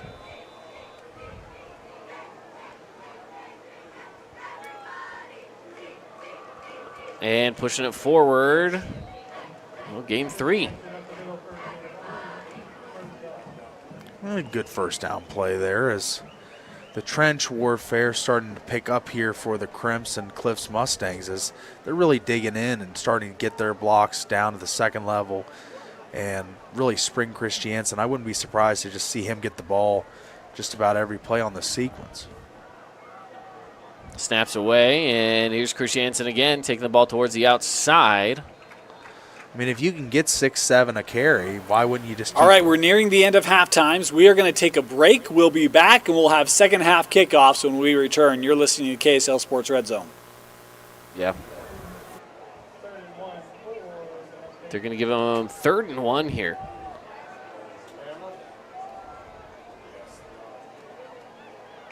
Going to the outside. Cotton looking back in. Flag is there. Should be a holding call against the offense, and it'll bring this one right on back.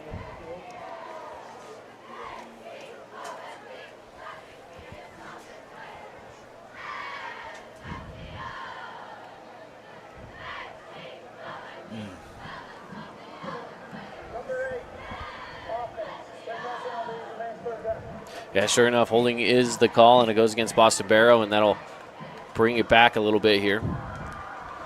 Turns a 3rd and 2 to a 3rd and 12, which not the most opportune down and distance for the Mustangs, but they've got to make a play here, as I think they're on the outside looking in at field goal range realistically, as this is a long kick for a high school kicker. Well, yeah, especially that far back. You're looking at about a 42-yarder from there. Rolling out of Sherritt. He's got room in front of him. He's going to run with it and slide down inside the 20.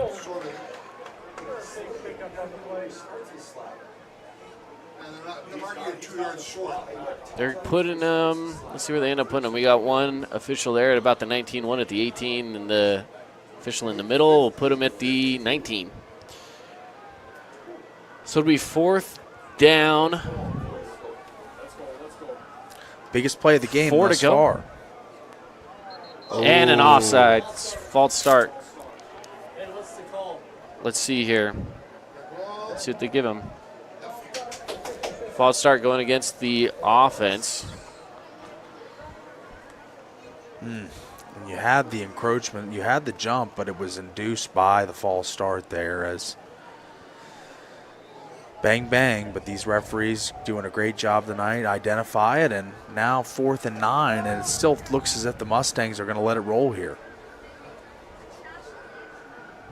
Pass. Looking to pass, going deep. Wow.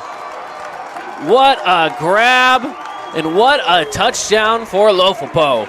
Yeah, number 9, I'm sorry, Maddox Alofopo making the big play here. 4. This one's Malachi Malachi Alofopo. got him mixed up there, but what a big play for him, and that brings the score to 13-7 on that big board, Caden, and what an athletic catch, making it over 2 defenders. Yeah, what an insane grab there for Malachi Alofopo. Extra point on its way.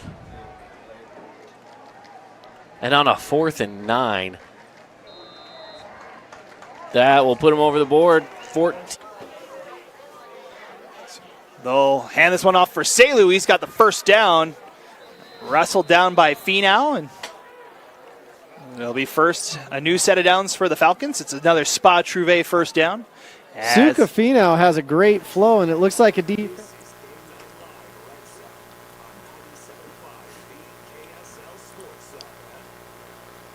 Well, Crimson Cedar, that game was 7-0 at the half. Cedar scores. Crimson goes right down and scores 14-7 Mustangs. We're going to head out Skyridge starting second half. A little movement there, Jeff. Anything that surprised you watching this first half, Skyridge Bingham? I'm a little bit surprised that the Bingham defensive line, I know this is a really talented Skyridge offensive line, but there's a lot of talent on the Bingham defensive line as well. It's been the secondary, I think, that has kept them in the game. Big interceptions. They've had a couple of pass breakups. They've made things rough for Keneal Sweetwine. I thought that the defensive line would be a little bit more aggressive and get into the backfield a little bit more regularly. I'm interested to see if that Bingham defense can force a few more turnovers, right? They're going to have have that last week against Lehigh. Yeah. Saw one earlier in this one. I think it's been a very opportunistic defense. Yeah. I've been surprised that the offense hasn't found their traction since week 4. Yeah. Right? I thought that they would have a little more consistency there. There's a lot of talent on that offensive side. New coaching staff, some new players. Sometimes it just takes some time, but I thought we'd see that offense start to find its rhythm a little bit more as that one overthrown. Yeah, that secondary again. I mean, coverage on the long pass from Keneal Sweetwine, and that Bingham secondary, he had 2 guys draped all over him. They've been fantastic in the secondary. If the defensive line, if the linebackers, if they can create some pressure, we've seen from Sweetwine in a few games this year that he is prone to making some mistakes once the pressure's there. I think that's the recipe for Bingham. They're going to have to, Dan, like you say, they're going to have to force some turnovers. Let's talk about that secondary just real quickly. How good is Charger Doty? What's his ceiling? Charger Doty's really good. I think he's underrated in the state. He's got Iowa State, Washington State offers. The local schools haven't looked at him a ton. I think they should because he's very productive and he's really athletic. So I think his upside is really high. Big fan of him. A couple of other games, Alta underway. Meanwhile, AF Riverton, that second half started, and AF punted almost as quickly as that half started. A quick 3-and-out for the Cavemen. Riverton will get that ball. That game tied up at 10 apiece. The longer that game goes and Riverton is close, the more confident that the Silver Wolves are going to be that they could pull off a big upset. And it's one where they've been in games. And if you get a win like this, or even competing at AF, that can do a lot of things to help get your team feeling good again. Yeah, right? Absolutely. Big play at East. Nolan Lonez, a monster run. And exactly what they need is the Alta Hawks. Phenomenal run there for Lonez. East High took a gamble on that blitz. He was open on the screen, and he took that for a mile. Great run. 26-yard line will be 1st and 10. Puts his team at the 26-yard line. Nolan Lonez is a guy who we said we were expecting to see a lot from, and he's delivered here, GT. Touchdown, and here's with a big run to start second half. He really has. Great run there and looking to pass here on this play. As Khalipa works his way for a 41, 4-yard gain. Knocked out of bounds by Lurcher. Pick up a 4 to bring second down 6. Iacopo with space up the far side. He's dragged down by Finau. Gain of about 20. Doesn't get a first down, but it sets up second and short. Man, he was just out of the fingertips of one of the Bingham defenders. As Brown hands off to Khalipa. Khalipa stays on his feet and works his way to the 13-yard line. Phenomenal footwork there from Khalipa. We formation on the right side for Sweetwine. Iacopo in the backfield, Falcons. As he'll get the handoff. He's got a first down. Zigzags his way down near the red zone. Airs over the middle, finds a man at the 5-yard line. Pass complete to number 88. And Breck Warren. Brought down by number 80. First catch of the day. But Lucius Latali, it'll be second down 3. good defensive coverage there. Didn't let him get past the 5-yard gain. But it's going to be a second and short. Red zone here for the Alta Hawks. And we've got Lonez in the backfield. Brown takes snap, fires over the middle, and into the hands of Warren, but it was batted away for an incompletion. Pass goes through the intended receiver's hands. Incomplete. It'll bring up third down 3. A 3rd and 3. Prompts a Butterfingers chant from the home crowd here at East. And we got a 3rd and goal here for Alta. 9:12 to go here. Alta trailing 21-17. Tucker Brown again in the shotgun. The junior. Solid outing here tonight. Throws this one into the end zone. Should be a touchdown, and it is. That's 6. And the Alta Hawks strike first in the second half. Pass complete for a Hawk touchdown. And we've got a flag on the play as well here. Evan Morton, though, GT on the play. All right, touchdown there for Alta. Meanwhile, Skyridge, they were inside the 20, just took a big loss on a play. Let's head back down south for Crimson Cliffs in this possession.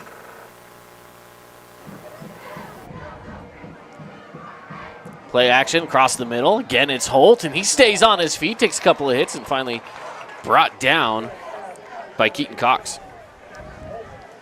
Here's the replay of that fumble as well. See if we can catch that. And again, the ball got stripped out. Ooh, it was kind of a late strip, but here we go again. Quick toss. This is a low post again around the inside. Does he stick it out? He does. Sticks the football out and picks up the score. Touchdown, Crimson Cliffs. And the coming out party for Malachi Alofopo is multiple college programs probably taking this into account as Skyridge taking a time out there, still with their possession. You see Crimson Cliffs go by 2 possessions. Let's head back to American Fork. Cavemen back with the possession in a tie ball game. To throw the ball, which we know they can do, but it's hard to be a one-dimensional team. Here comes the pressure. Gaisford throws, long throw, caught. Mine trying to make a man miss. He does, and he'll pick up the first down about the 45-yard line before a host of white shirts gang up on him right at the marker, led by Coleman Garn, but that's enough to move the sticks. And it was a great job by Will Miney, just applying the brakes, just brake checking, making that defender run right past him to get those extra 2 yards to get that first down. 1st and 10 from the 46. Gaisford to throw once again. Pass. That is complete. Wide open is Dean. Dean inside the 10 and brought down inside the 10 or at the 7-yard line. And there's the big play. All right, we'll come back. Meanwhile, we got a big 3rd down for the Falcons. Need to get to the 10 for a first down. As Sweetwine back to pass, and in trouble, and down he goes. Then caught along with Casina Afamui in the backfield for a big sack for the Decision time here for Skyridge with a fourth and extremely long coming up. Let's go back to American Fork. First and goal from the 9. Gaisford to throw, throws, caught, touchdown, Jet Mina.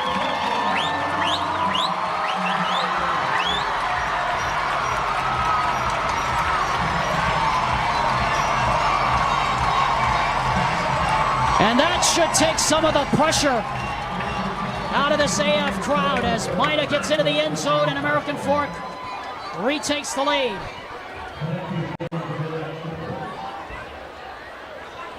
What a drive by AF. What a great call drive by offensive coordinator Micah Hunsaker. Lewis Connect for the extra point. It is placed, it is kicked, and it is... All right, we'll head back down south, 21-7. Crimson leading Cedar, but the Reds with the possession. Unstopped there by the Mustangs, and they're very formidable up front, but they're even more formidable in the linebacking core, as McKay Wright, I would argue, is maybe one of the best interior linebackers in the state, and he's everywhere all the time, plays with his hair on fire. Let's see where he's at on this play. I see him patrolling the middle of the field.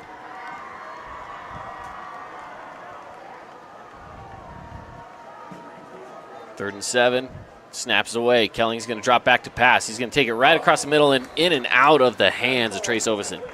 And that's a catch that Ovison wish he could have had back, because that was on the crosser, had a lot of space to roam there, but unable to make the play. And it's going to bring up a 4th down and 7. And I think the punt team's got to make their way on the field here. And they do bring them out. 2:09 left to go in the third quarter.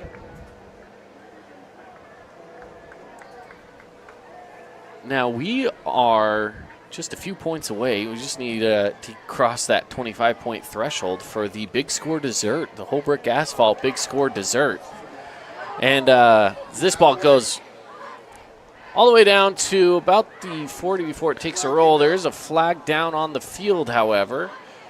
And we'll see where this ends up being and who it's against.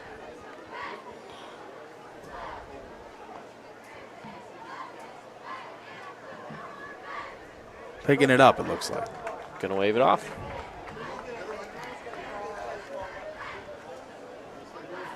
Well, we'll switch sides here. Just under 2 minutes left to play in the third quarter, and Crimson Cliff's going to take over at the 45-yard line. Update. All right, we will head out to Lone Peak. This is the first drive of the second half. Jeff, I know they're on offense, but we have not talked about Bot Mulitalo today. We haven't yet because it's really the Mountain Ridge performance has been really impressive, so we've talked a lot about them. Dane, what do you make of Lone Peak testing fate? They put white helmets on after having their black helmets on all year with the biggest win, blah, blah, blah, all that stuff. Then they immediately mix it up and they go white out. That feels, I'm not superstitious, but I am a little stitious. And that feels stitious. Yeah, I'm not going to read too much into that. Okay. Now, look, if they came out in the Reds, I'd be like, look, guys, you might as well just not even show up. Chalk right? this like, one up just for Mountain Ridge. Save the gas money. And I'm okay with the Whites. They still got a lead here. Yeah. Okay. Niume Tolu, this is a young man who shined last year at Alta. I'm kind of waiting for him to have that big game.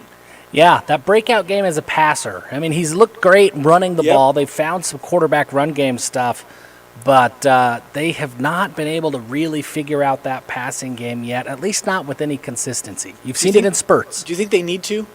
Like, given how this defense is played, like how much offense do you think this team needs? Well, I think they're going to have more. Just as you look ahead, you look at Lehigh. Lehigh's a very good offense. They're going to score points. You look at corner again, right? I don't know if Jerome Miles comes back, but if that happens, if corner's able to find something offensively, can Lone Peak hold them to less than 28 points again? They've played really, really well. I think there's going to be a game or two along the way they're going to have to score some points. this is going to be a weird question to ask you. Okay. By the way, I didn't tell you this because I was hoping to surprise you. Oh, I love surprises. I know you do. I try to have a little fun with some of the quizzes, right? Little questions here and there. Really just try to set me up for success, don't you? Last week you batted an impressive average, Jeff. I really felt like today you were going to, continue. There's been some other things going on. There might be another football game in the state that's happening. I don't know if you've heard. I am a BYU fan. I think we could just come clean. Well, based off of how tonight's gone, I was like, is he really a fan or not? I can't tell. I brought Rolos. I was going to reward you with some Rolos, Jeff. Oh, good. If you Real got some true of these Pavlov's dog right, stuff. Yeah. This is great. Is the 6A champion the team with the best defense? Like, coming in, I thought it's Corner Canyon's offense, right? And I thought Lehigh's offense would be good. I knew Davis's offense would be good. But I'm kind of like, I think it might be the best defensive team that wins it this year. Given that Corner's got some injuries, again, I don't know if they come back or not, but is defense the key in 6A? It might be defense and running. Right? The defense and a ground game on offense, and you see some throwback football of playing time possession and move the chains and make teams execute. It's interesting to see what defenses have done throughout the state. You're seeing a lot more, I don't know if conservative is the right word, but you're seeing a lot more havoc in the secondary, prevent the big play from happening. Like shells, right? Yeah, you're seeing a lot more quarters, a lot more dropping 8 into coverage type stuff and saying, hey, we're going to make an offense execute 10, 12 plays in a row, and it hasn't really happened, and it's kind of been a defensive start to the season for a lot of schools. You see Quad Box, for those on the stream, a lot of games that are kind of right in the middle. AF just outside the AF just outside the red zone there, leading Riverton 17-10. East in the red zone. That's lining up 4 wide East. A new era.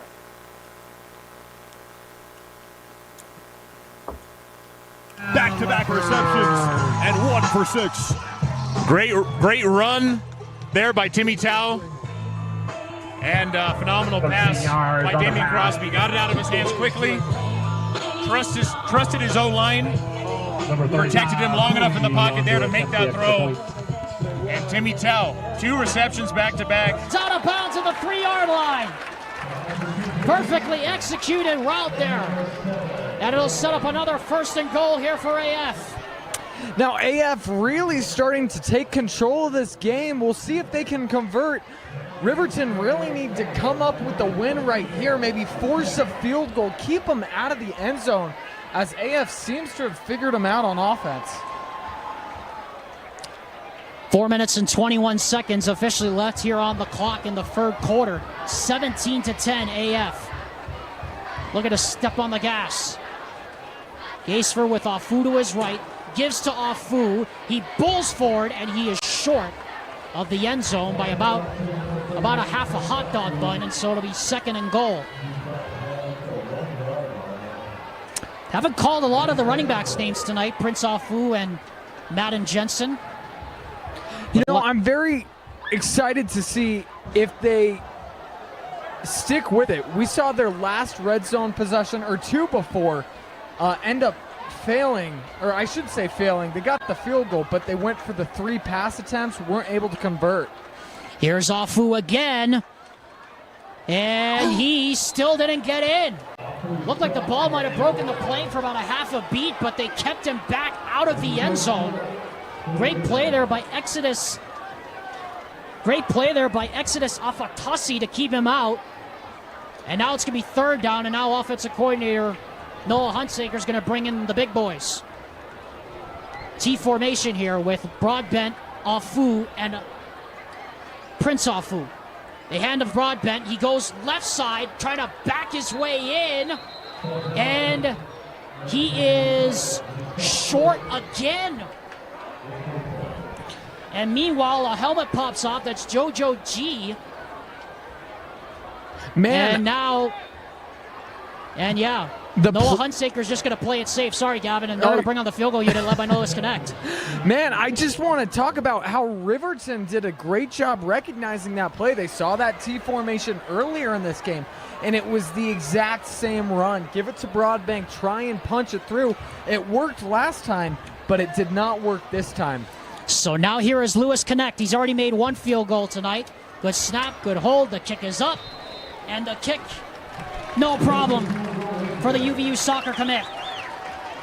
And so with 2 minutes and 37 seconds left here in the third quarter, American Fork able to only get 3 out of that good field position. Riverton gets... We talked about defense, Jeff. We got some defensive plays happening. East with an interception on Alta. They got a lead. The offense coming back out for Coach Madich. And Bingham just got a 4th down stop. They've got it in Skyridge territory. Bingham needs to find something offensively. Defense has come up big for them of late. They've got to find some juice offensively. And that East, they've had a pick 6, remember. I mean, that defense has played really well all night long. And here's the thing. We talk a lot about East. There was a flag on that play, so we'll get that resolved. Looks like Alta still has it. But, the funny thing about East, Coach Madich at Park City and at East, really option-style offense, right? That flex bone. Yep.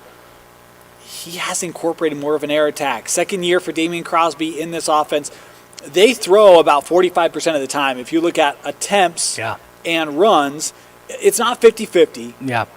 But it is, they are not afraid to throw it. And you see a shotgun formation, spreading out, down the field. It's a touchdown. They are trying to introduce some more offense for the Leopards. Yeah, and they've had to, right? I mean, we've seen in recent years that, hey, look, as the rest of the state has figured out some things offensively and football has evolved, that old wishbone style offense just, it didn't lend itself to enough scoring opportunities to keep pace. Well, I think the biggest thing is that I know how much Coach Madich loves that offense, and the numbers work, right? Yep. But if you get off schedule and you have no way to get on schedule with how good other offenses are, you go down 2 scores early, and it's hard to dig out of that. Yeah, it's tough. And I think that right there prevented a lot of tough spots for East over the years.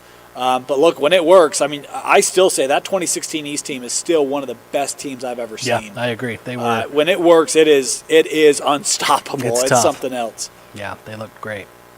Let's head out to Skyridge and Bingham. We got a 4th down here for the Miners. Far. Big play here. Dunn taking it himself, and he won't get there. The Falcon defense holds. Exuberance from the Falcon sideline and devastation for Bingham, knowing that they have to get some points on the board. All right, big stop there for Skyridge. We got 3rd and long for the Hawks. Brown takes the snap. Fires into traffic, and it's picked off again. Pass intercepted by number 25. Number 25, Bowden Hackenberg. Bowden Hackenberg, GT. As Tucker Brown almost knew as soon as he let that thing go ahead. We got traffic. Maybe I should have let that thing go, and he did. Yeah, I mean, that's the 2nd pick of the game, Mike, and number 8 on the year so far. And what a great How about that East defense, Jeff? Just big play after big play. They had an interception taken off the board because of a penalty, and then they turn around a few plays later. Lone Peak, a 1st down near midfield. We'll head out there. Meanwhile, Crimson Cliffs just outside the red zone with a 21-7 lead on Cedar as well. So the defending 4A champs starting to find their rhythm. But let's head to Mountain Ridge for this Lone Peak possession. Lone Peak, you're very content to just run the ball, milk the clock, really generate a long drive on this one. It's a young Mountain Ridge defense. Fatigue starts to set in a little bit, mistakes are made, and that's when you're going to start to break this game open a little bit. Keppa with Wright in the backfield. 2 receivers lined up here to the near side on 2nd down. Keppa will take the snap. He'll drop back over the middle. Incomplete. Big defensive play for the Sentinels, looking for Luke Christensen, but it falls to the turf. Yeah, Luke Christensen, a great target there for the Lone Peak offense, but we've seen this a few times from that Sentinel secondary, easy for me to say again, where they've gotten their hands on the ball and dislodged it at the last moment. And what you love about that, Alex, is it's that extra effort to keep fighting. Great job and well-coached secondary here for Mountain Ridge. 3rd and long coming up now for Lone Peak. 5:42 left to go in the 3rd. Ball on the 47. Keppa will drop back. Looking to throw, caught over the middle, and still on his feet. It's Owen McNeil who brings it in and is brought down inside Sentinel territory. Well, a great job by McNeil to get open and then to break the tackle and get additional yards. That's how you sustain drives. You have to get an explosive play of some sort. Anything over 15 yards, consider it an explosive play. You see right there, McNeil able to drive the feet, get the extra gain, and keep Lone Peak on schedule. This part of the game brought to you by Roofers Supply, your trusted partner with 8 locations throughout Utah. Take it to the top, Roofers Supply. Kepa on first down will take the snap. He'll hand it off to, he'll keep up the middle. Gets a nice little gain there for Lone Peak as Kepa with the keeper.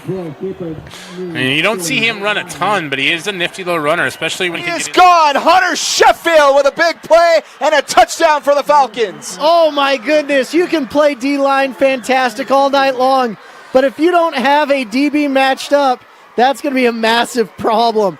Great throw by Cannell Sweetwine, finding his man and being like, oh my gosh, he is as open as 7-Eleven at 3 a.m. All right, we had switched you kind of mid-play. That was a Skyridge touchdown as they pushed this lead up to 3 possessions. Yeah, big score for Skyridge. They've stumbled so much offensively since that first quarter. That was a big moment. Boy, nice throw there by Kepa Niume. No, they say he was out.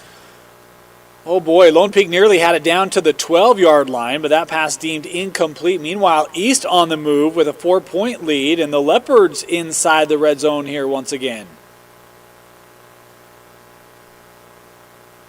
Meanwhile, looking here, Riverton.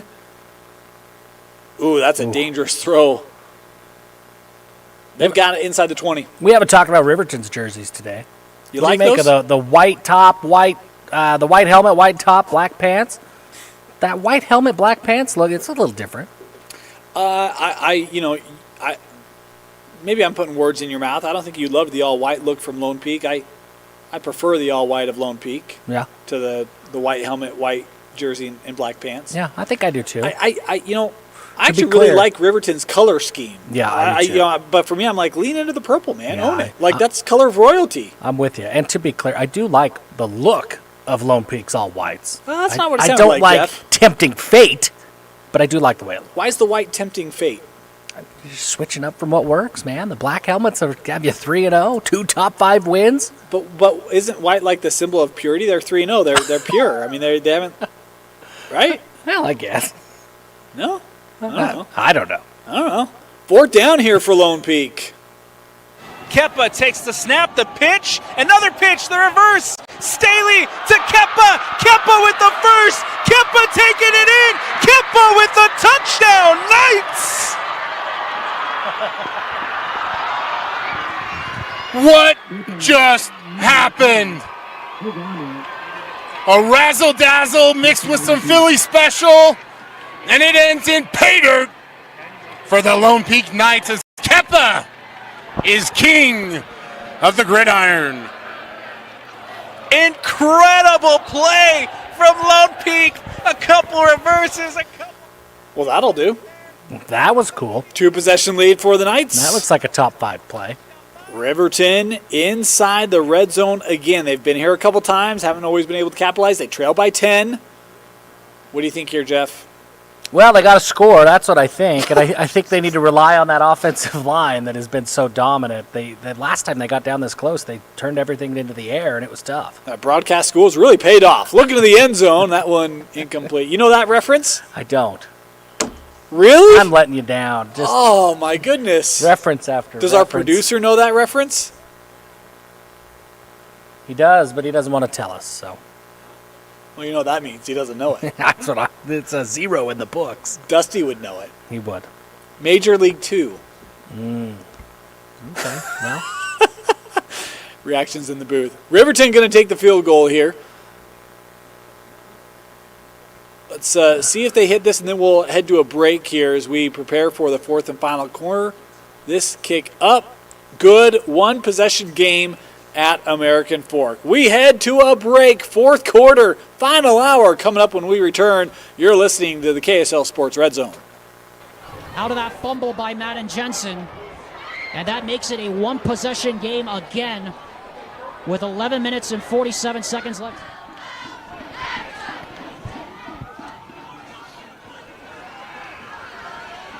Crosby, tuck and run. Here he goes. He's got room to the 20, 15. Makes the entire team miss on his way to the 9-yard line. Quarterback Damian Crosby continues to shock us here with his legs. He is one of the best rushing quarterbacks in 5A Region 6. And showcasing his footwork right there, Mike. Be first and goal at the 9. Phenomenal rush. First and goal at the 9 for East High here. And I think I know who they're going to give the ball to start this set of downs. Would it be Nasio Otukolo, GT? I think it's going to be Nasio Otukolo. They have a 3-man back set again. Leone Hola in that mix. And they rush it up the pipe for about 4 or 5, maybe 5 yards Number there. 1, Hola on the carry. And Hola on the carry. Hey, Hola gain about 3 maybe. It's going to be a second and goal here from the 7-yard line. To bring up second goal from the 7. The 3-man back formation is interesting. We've seen it a few times tonight. Crosby, Hola, and Otukolo back. And, all 3 of them can run. So dangerous if you're that Alta defense. Got to watch for him. Tough to stop, GT. Who's going to get it? They hand it off again. To the outside he goes. Otukolo. Number 2. Into the end zone for 6. And his helmet comes off for his second rushing touchdown of the game.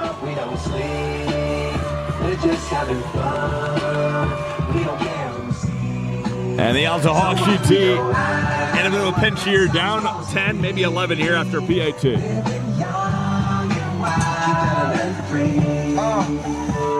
Cooley on to attempt the extra point.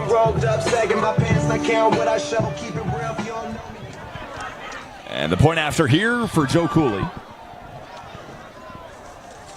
And snap is good, kick is up, and that is good. Everything through the upright tonight, GT. Haven't seen a missed field goal yet. And Otukolo, 3 rushing touchdowns on the season prior to this game tonight, already has 2. Doing a phenomenal job here for his team at East High. There's a lot of contact there. You're seeing one of the Sentinel offensive linemen signaling it's going to go against Lone Peak, and I thought maybe it was a face mask. There you go. Every now and then, the blind mouse finds some cheese. Face mask, and now we'll have a first down coming up for the home side again.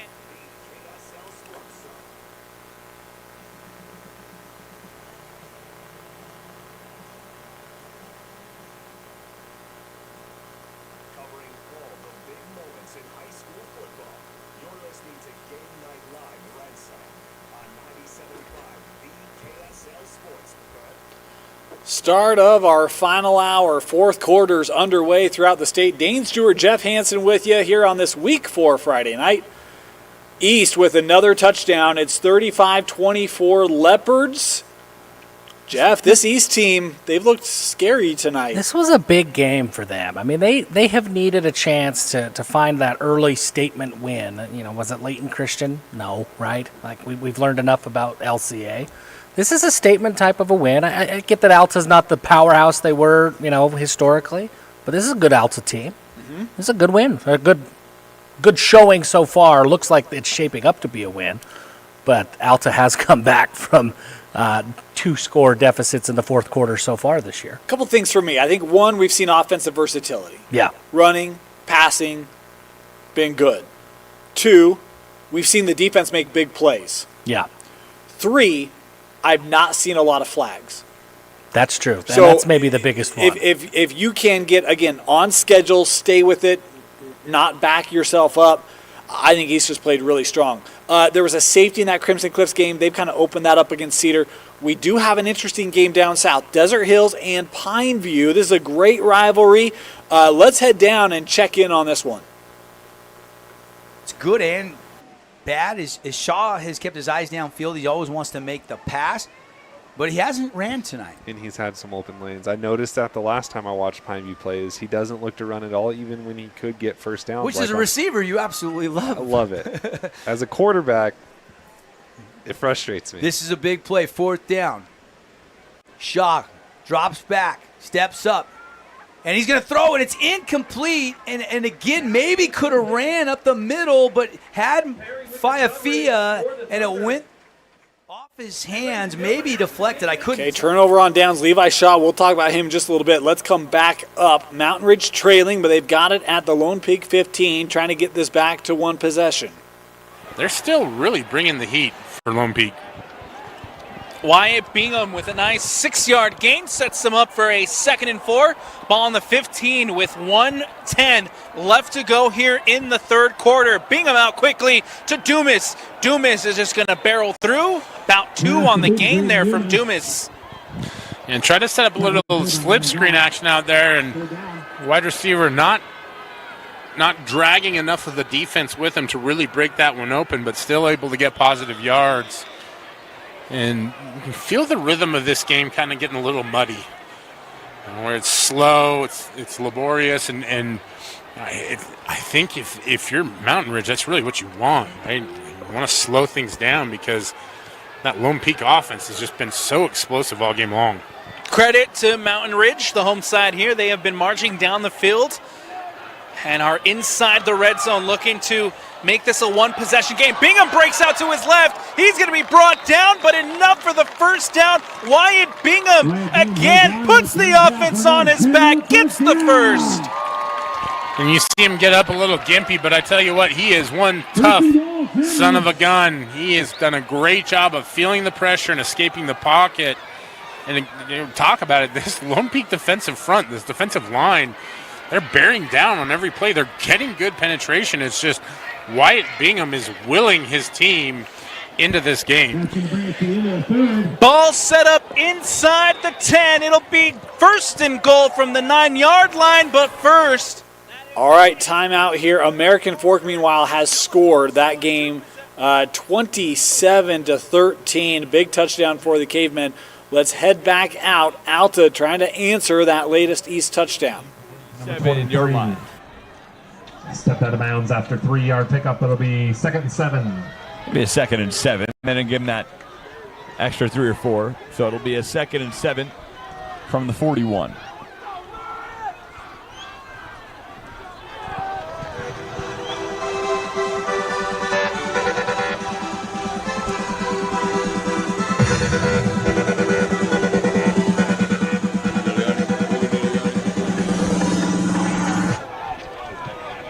Here we go, 2nd and 7.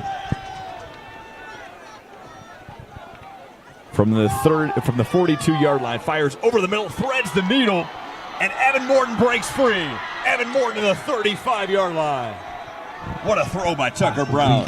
What a throw and what a catch by Evan Morton. Be enough for a Hawk first down. Broke a tackle, and if you give him one step, he is gone. Let's head back down south. Desert Hills driving here on Pineview. This is a big game for Desert Hills. You look at that region. It's been a tough start down in Region 9. Desert Hills just 1-2 on the season, but they've got one of the better running backs in the state in Titan Mason. That name was escaping me.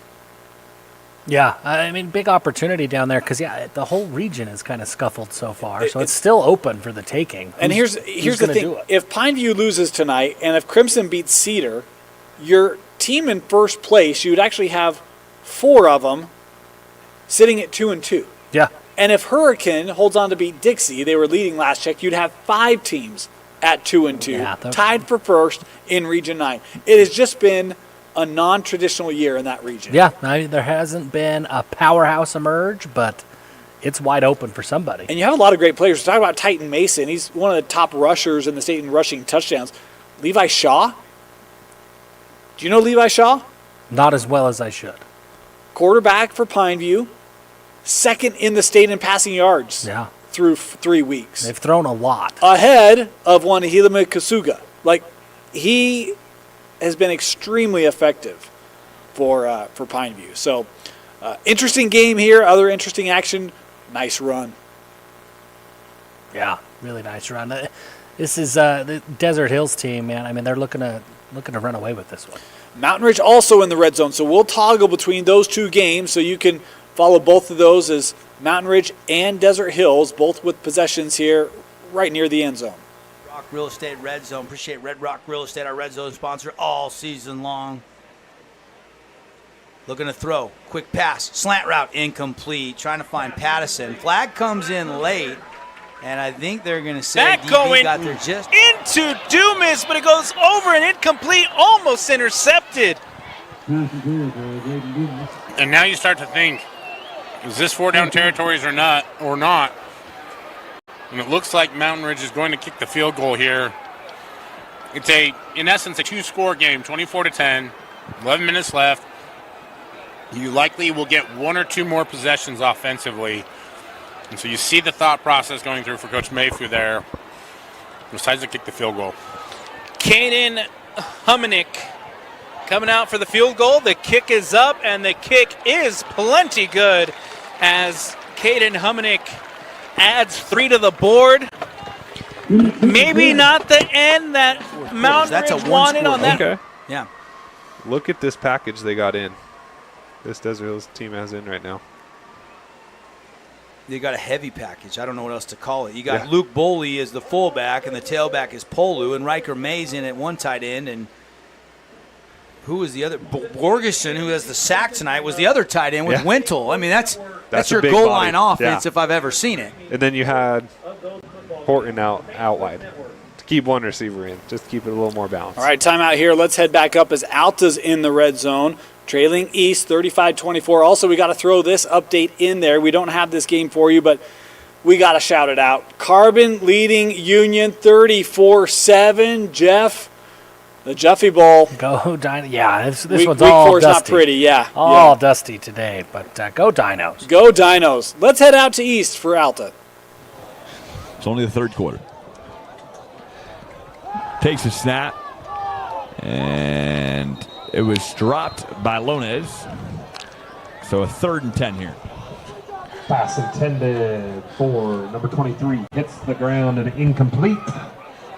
Bring up 3rd down, 10. Pulling away. Yeah, that's a little more what we expected to see from them. Cedar held strong in the first half, but maybe just got a little tired for the second. And we'll get an update here after this play on Snow Canyon. Cyrus Polu off the right side, turns it north and south. Touchdown, Cyrus Polu. Yep, they went back to that heavy package. I love seeing that. Here's Lonez. Hit, stays on his feet, and works his way to the 8-yard line. And pass complete to number 23, knocked out of bounds. the mark of the 10, Gary Thompson. And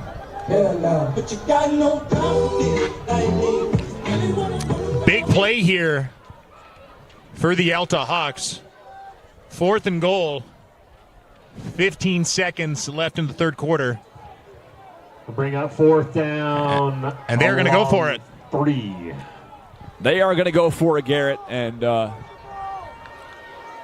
are they going to try to draw him off sides is the question. They are as the play clock runs down to 8 and a timeout. Timeout Hawks. You got Jack McAllister, GT. You got a guy that's kicked a 44-yarder here tonight. Why not let him kick? What's going to be about it? All right, so a timeout there. Let's head out to Mountain Ridge. Lone Peak got the football back. They're right at midfield, leading the Sentinels 24-13. Takes the snap.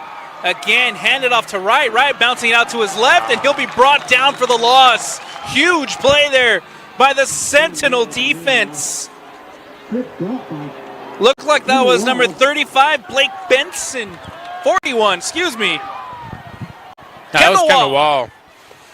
He did a great job of chasing down the back from the outside, and a really difficult thing for a defensive end to do, but you can see that long, tall frame that he has. He's able to move enough and tackle the back and put Lone Peak into a 3rd and long situation here. 3rd and long, Keppa, empty backfield, will take the snap. He'll drop back. The pressure's coming, and he's going to be sacked! Sacked by the Sentinels! 4th down! down. I didn't want to talk it up too much on the broadcast, but Kendall Wall is one of those prospects that I feel like teams are going to be absolutely devastated that they missed out on him. He is so good. He's just so raw.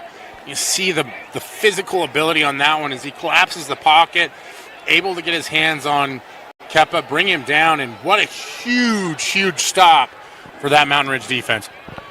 Bob punted away here by Goff, and that will go out of bounds around the 19-yard line. We'll see where they spot it. All right, we're going to head to Riverton AF. You heard Brian there talking about Kendall Wall. This is a top 5 kid in sacks coming into this week. Have you seen him? What do you think? BYU commit. Brian nailed it on the head. He's so raw, but he's got all those natural football tendencies that as he grows physically and figures out a little bit more how to use that natural twitchiness that he has from that edge rush position, he's going to be very good. Riverton has knocked on the door time and time again tonight. Can they finally break it down here? Zone incomplete, a lot of contact, and penalty flags fly all over the place as Slack was the intended receiver and Gunnar Michaelis comes away saying, who, what, me? But it looked like he had a pretty good hold of the shirt. That's going to make it first and goal at the 5. And for Riverton. It is so hard to play defense, be a corner, especially on that fade route. You know, what are you supposed to do? You got to keep tabs on the receiver, but you've also got to turn your head around, make a play on the football. Truly one of the hardest things to do in football, in my opinion. 4 downs to get 4 yards and 6 for the Riverton Silverwolves. Time not on their side, but they get in the end zone. We could have an interesting finish set up here. First and goal from the 4. Nielsen, sprint out to his right, sees the grass, gonna take off, and gets into the end zone! And Riverton is not dead quite just yet! And he has just been absolutely electric on this drive. Sees the Red Sea open up, runs right through, gets the 6 points, makes this a 1-possession game. We told you that the fireworks might just be starting, and here we go with 6:06 to go. Will Walker for a big extra point. It is up, and it is good. And with 6:06 to go here in regulation, Riverton has made this once again a 1-possession game. We'd like to remind you once again that at the conclusion of tonight's game, Gavin and I will be selecting our choice for the Heidemann and Associates Player of the Game. Committed to serving you, the client, going above and beyond the call. And we're going to select a player that has gone above and beyond the call for his team here tonight. And Gavin Atkinson, right now, if Riverton's able to come back and at least force overtime or maybe get a chance to win the game, it could very well be Andrew Nielsen the way he just went right down the field and got into the end zone on that last drive. Oh, 100%, Alex. He was a leader right there, leading his team. They struggled coming out of the gates to start this second half to get some offense going. Just kind of sputtered a little bit, but they did what they needed to when it mattered. They went down the length of the field, mostly through his legs and through his improvisation. Boy, interesting finish out of American Fork. Meanwhile, Mountain Ridge back with possession here, Jeff. They have not been able to gain chunk yards. They just did right there. They're going to have to do it in spades here. They've got to move the ball quickly. The pressure's coming, and he's going to be sacked, brought down for a loss this time as Bingham goes down in the backfield. I tell you what, if you're Lone Peak, finally able to get to him, but not a huge loss. Still plenty of time, 7:40 left on the clock right now. Let's see Wyatt Bingham going into a little bit of a hurry-up action here. 2nd and 13, 7:35 left to go here in the 4th. Bingham will take the snap. He'll drop back, gets it out to number 8, Dumas. Dumas now trying to bury through, and he's going to be wrestled down, still on his feet. Now he's brought down. Excuse me, that's Beck, and a flag, a huge flag comes out late. Yeah, this is going to be a costly penalty, and we're going to let the officials do their job. They've got to manage that part of the game. But I think this is an impactful play for sure on both sides of the ball. This is going to get Mountain Ridge a first down, and you saw on that play Dumas out in the open field trying to get a blocker in position so he can make a cut off of it.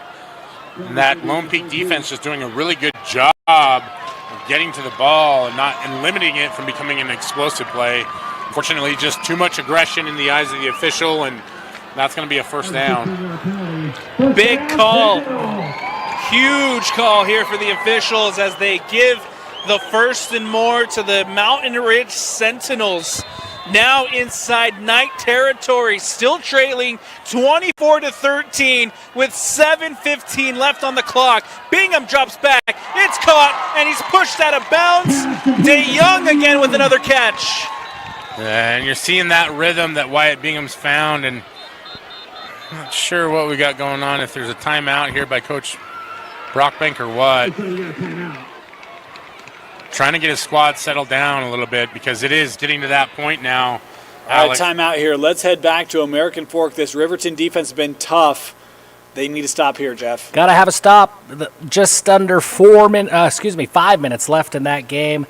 You really only have a couple of first downs that you could afford to give to AF before this one's over. They lost to Syracuse week 1 by 6. They lost to Ridgeline in overtime week 2 by 7.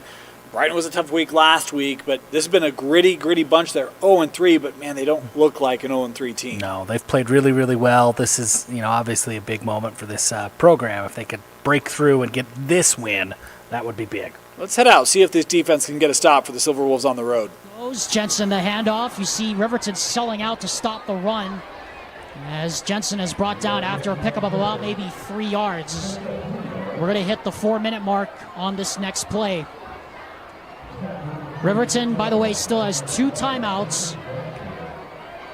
There is no 2-minute warning as there is in college football and in the pros and other spring leagues. There's no 2-minute warning, so you have to think at some point under the 2-minute mark or maybe past this mark, Riverton might start thinking about using those timeouts. 2nd down.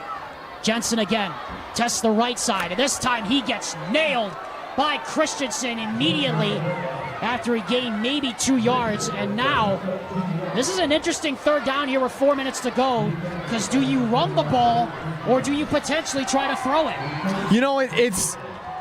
It's a dilemma, because if you run the ball and you don't get it, you're giving up the ball. But if you throw it and throw an incompletion, the clock stops. Quick snap. Afu gets the handoff, and he is going to be short by about a yard. Oh, boy, Gavin, now what do you do if you're offensive coordinator Michael Hunsaker? Because you already went for it on 4th down earlier in this game, but you were stopped. Man, this is truly, once again, one of the biggest dilemmas in this football game. You go for it, you have the chance to continue to keep the pressure, but if you punt it, trust your defense, maybe they come up with a stop. It looks like they're going for it. There they go. Handoff Afu, and this is going to be close. Did he get there? One judge came in, he said he did. The other one said he didn't. Who's right? Where is this measurement? They're looking.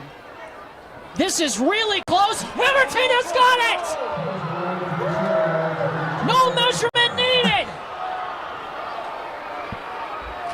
That is absolutely electric, Alex. The way this defense was able to stand tall, come up big with 3 minutes left, they could very well send this game to overtime. Offense needs to continue to step up.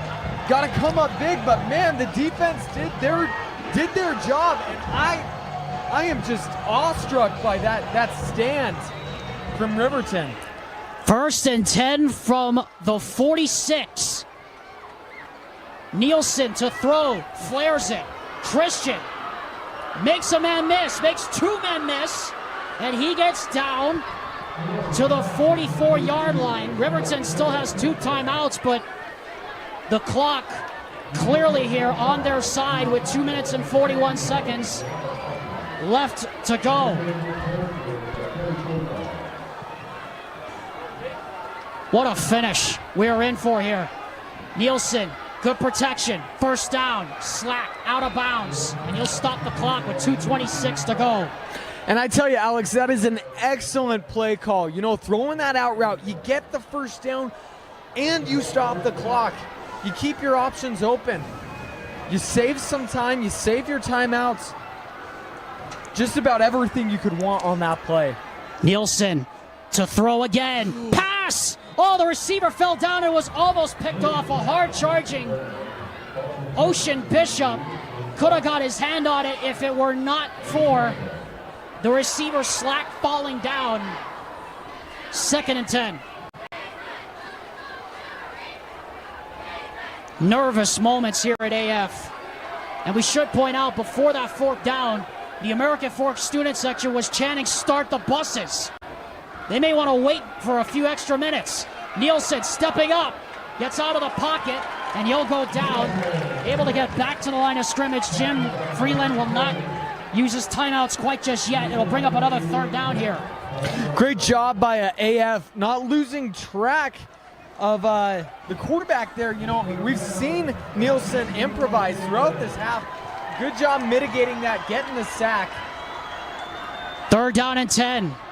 2 downs to pick up 10 yards. Riverton trying to force overtime at the very least. Nielsen runs it. He's going to get about maybe 4. Saw nothing downfield, instead goes on his own. And Jim Freeland is going to burn the first of his 2 timeouts with 1 minute and 37 seconds left in regulation time. And we will take one with them as well to build the drama. American Fork, Riverton coming down to one last play. All right, timeout. Let's head back to East High School. The Leopards trying to make a drive here with the lead. Is going to be tackled by Mason Taula. Otokolo on the carry. Loss of 1, and they'll bring up 2nd down 11. Going to be a loss of 1. That's not something you usually hear in the same sentence as Nasio Otokolo's name, but you did that time. Otokolo getting the bulk of those carries for the Leopards. And he's in the backfield once again here for this play. Crosby hands off to Otokolo up the middle. He's got room to run and into the end zone for another 6. And flags fly after the play again. All right, touchdown East. We'll talk about that one in just a moment. Let's go back to American Fork. Riverton here on a 4th down. 4 men on the rush. Nielsen fires off the hands of Nielsen and incomplete.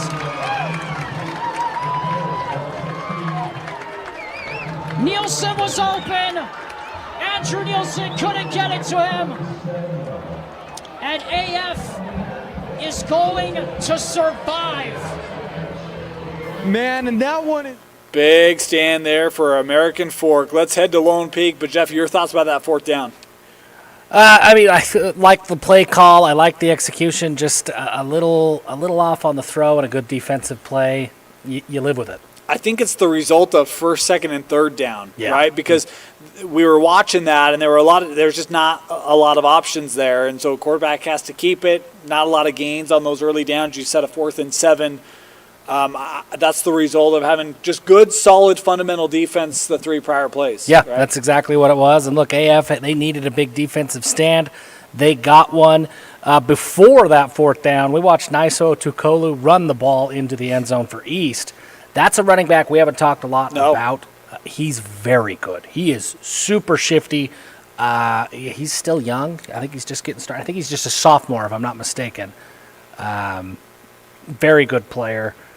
Let me just double check that. I was thinking he was a youngster, and I wasn't quite positive what grade he was, what class he was in. Yeah, it looks like he is a senior. Okay. Well, he's a young senior. A young senior. He's a young senior. We're going to let him age a little bit. We're going to take a break. We'll be back. You're listening to KSL Sports Red Zone. First downs. Sentinels still have 2 timeouts. We'll see when Coach Mayfu and his staff decide to use those here on second down for the Knights. Kepa will keep. He'll roll out to his right. Has time and space. He'll slide down. Gets the first, and the clock continues to roll. Yeah, just a really smart play by Kepa Niumatolu there as he's able to get outside of the pocket and they just lose contain there for Mountain Ridge and picks up the first down, slides down knowing that it's all about the clock right now. And to your point, Alex, now you start to think about, if they get one more first down, you've got to start using those timeouts to conserve as much clock as possible. And more importantly, you really need to get a stop here because if you let Lone Peak score, it's really putting yourself in a tough spot. 1st and 10 coming up now for the Knights. Ball snapped. Kepa with a keeper up the middle. Nice gain there from Kepa. 5 yards on the gain as he keeps. It'll be 2nd down for Lone Peak. And there you see the Sentinels take their first timeout. We'll try and settle down and get this defense fired up a little bit right now as those big bodies. We talked about the offensive line from Lone Peak. They've done a really good job tonight of keeping Kepa upright for the most part. Now you're starting to see them lean on guys and really drive the football, especially on the ground. And, look back on that completion to Jay-Sean Mayberry and just how critical that one was because it got the very first down pickup. And now for the Sentinels, it's all about pulling out the stops. And I think this is where it becomes almost a battle of wits with the coaches, right? Because for Coach Mayfu and the defensive staff here at Mountain Ridge, what can we do to try and get a stop? And for Coach Brockbank, he's been in these situations a lot. Have to look for him to pull something out. I'm not saying it's going to be a trick play, but just haven't seen a slip screen for a little bit here. Maybe that's coming up next here. Kepa on 2nd down will take the snap. He'll drop back. He's looking deep towards the sideline. It is still waiting for the call. Caught by the Lone Peak Knights. Just when you thought you might have had a shot, Coach Brockbank pulls it out there.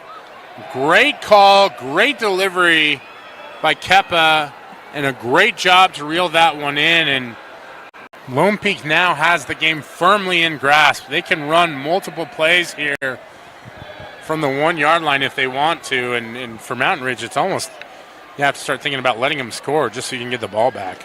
1st and goal from the 1. Kepa will. Welcome back. Final minutes of our games here in Week 4. Dane Stewart, Jeff Hansen for you. Lone Peak right on the doorstep. They're trying to punch this one in and put it away against Mountain Ridge. Meanwhile, Alta trailing East 41-27, 4th quarter. They got it inside the 10 here, Jeff. Not quite over for the Hawks. Yeah, got to score quick. I mean, look, we've seen Alta. They know what to do in this situation. They have come back from multi-score deficits in the second half a couple of times this year. Let's get out to it. Let's get out to East and see what Alta does in the red zone. From the gun, takes the snap, and flags fly again. Looks like it's a false start, it is. Flag down on the field on the Hawks for a false start. Push it back 5 yards, and we'll bring up 2nd down.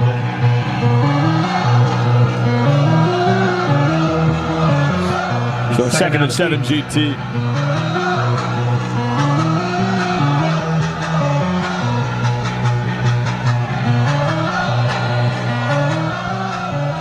If you are Alta, you just got to score a touchdown, GT. Get back in this game and give your team some confidence here. Absolutely, Mike. Like I said earlier, they got to capitalize on this possession if they plan on getting themselves back into this one. Brown takes a snap, fires bubble screen to Lones. Lones knocked out of bounds by Hola after a gain of 2. Pass intended for number 23, incomplete. And actually, you're going to say complete. 3rd down, 8. Looked like East was anticipating that screen pass there, Mike. And, Alta finding themselves in another tough situation here. 3rd and 7 from the 12. And 8:16 on that clock. Alta in not desperate need, but in dire need of a touchdown here. Snap. Brown throws toward the end zone and out of reach for Brock Russell, who's back on the field. High and out of bounds. That'll bring up 4th down, 8. And the Hawks here are going to have to go for it. And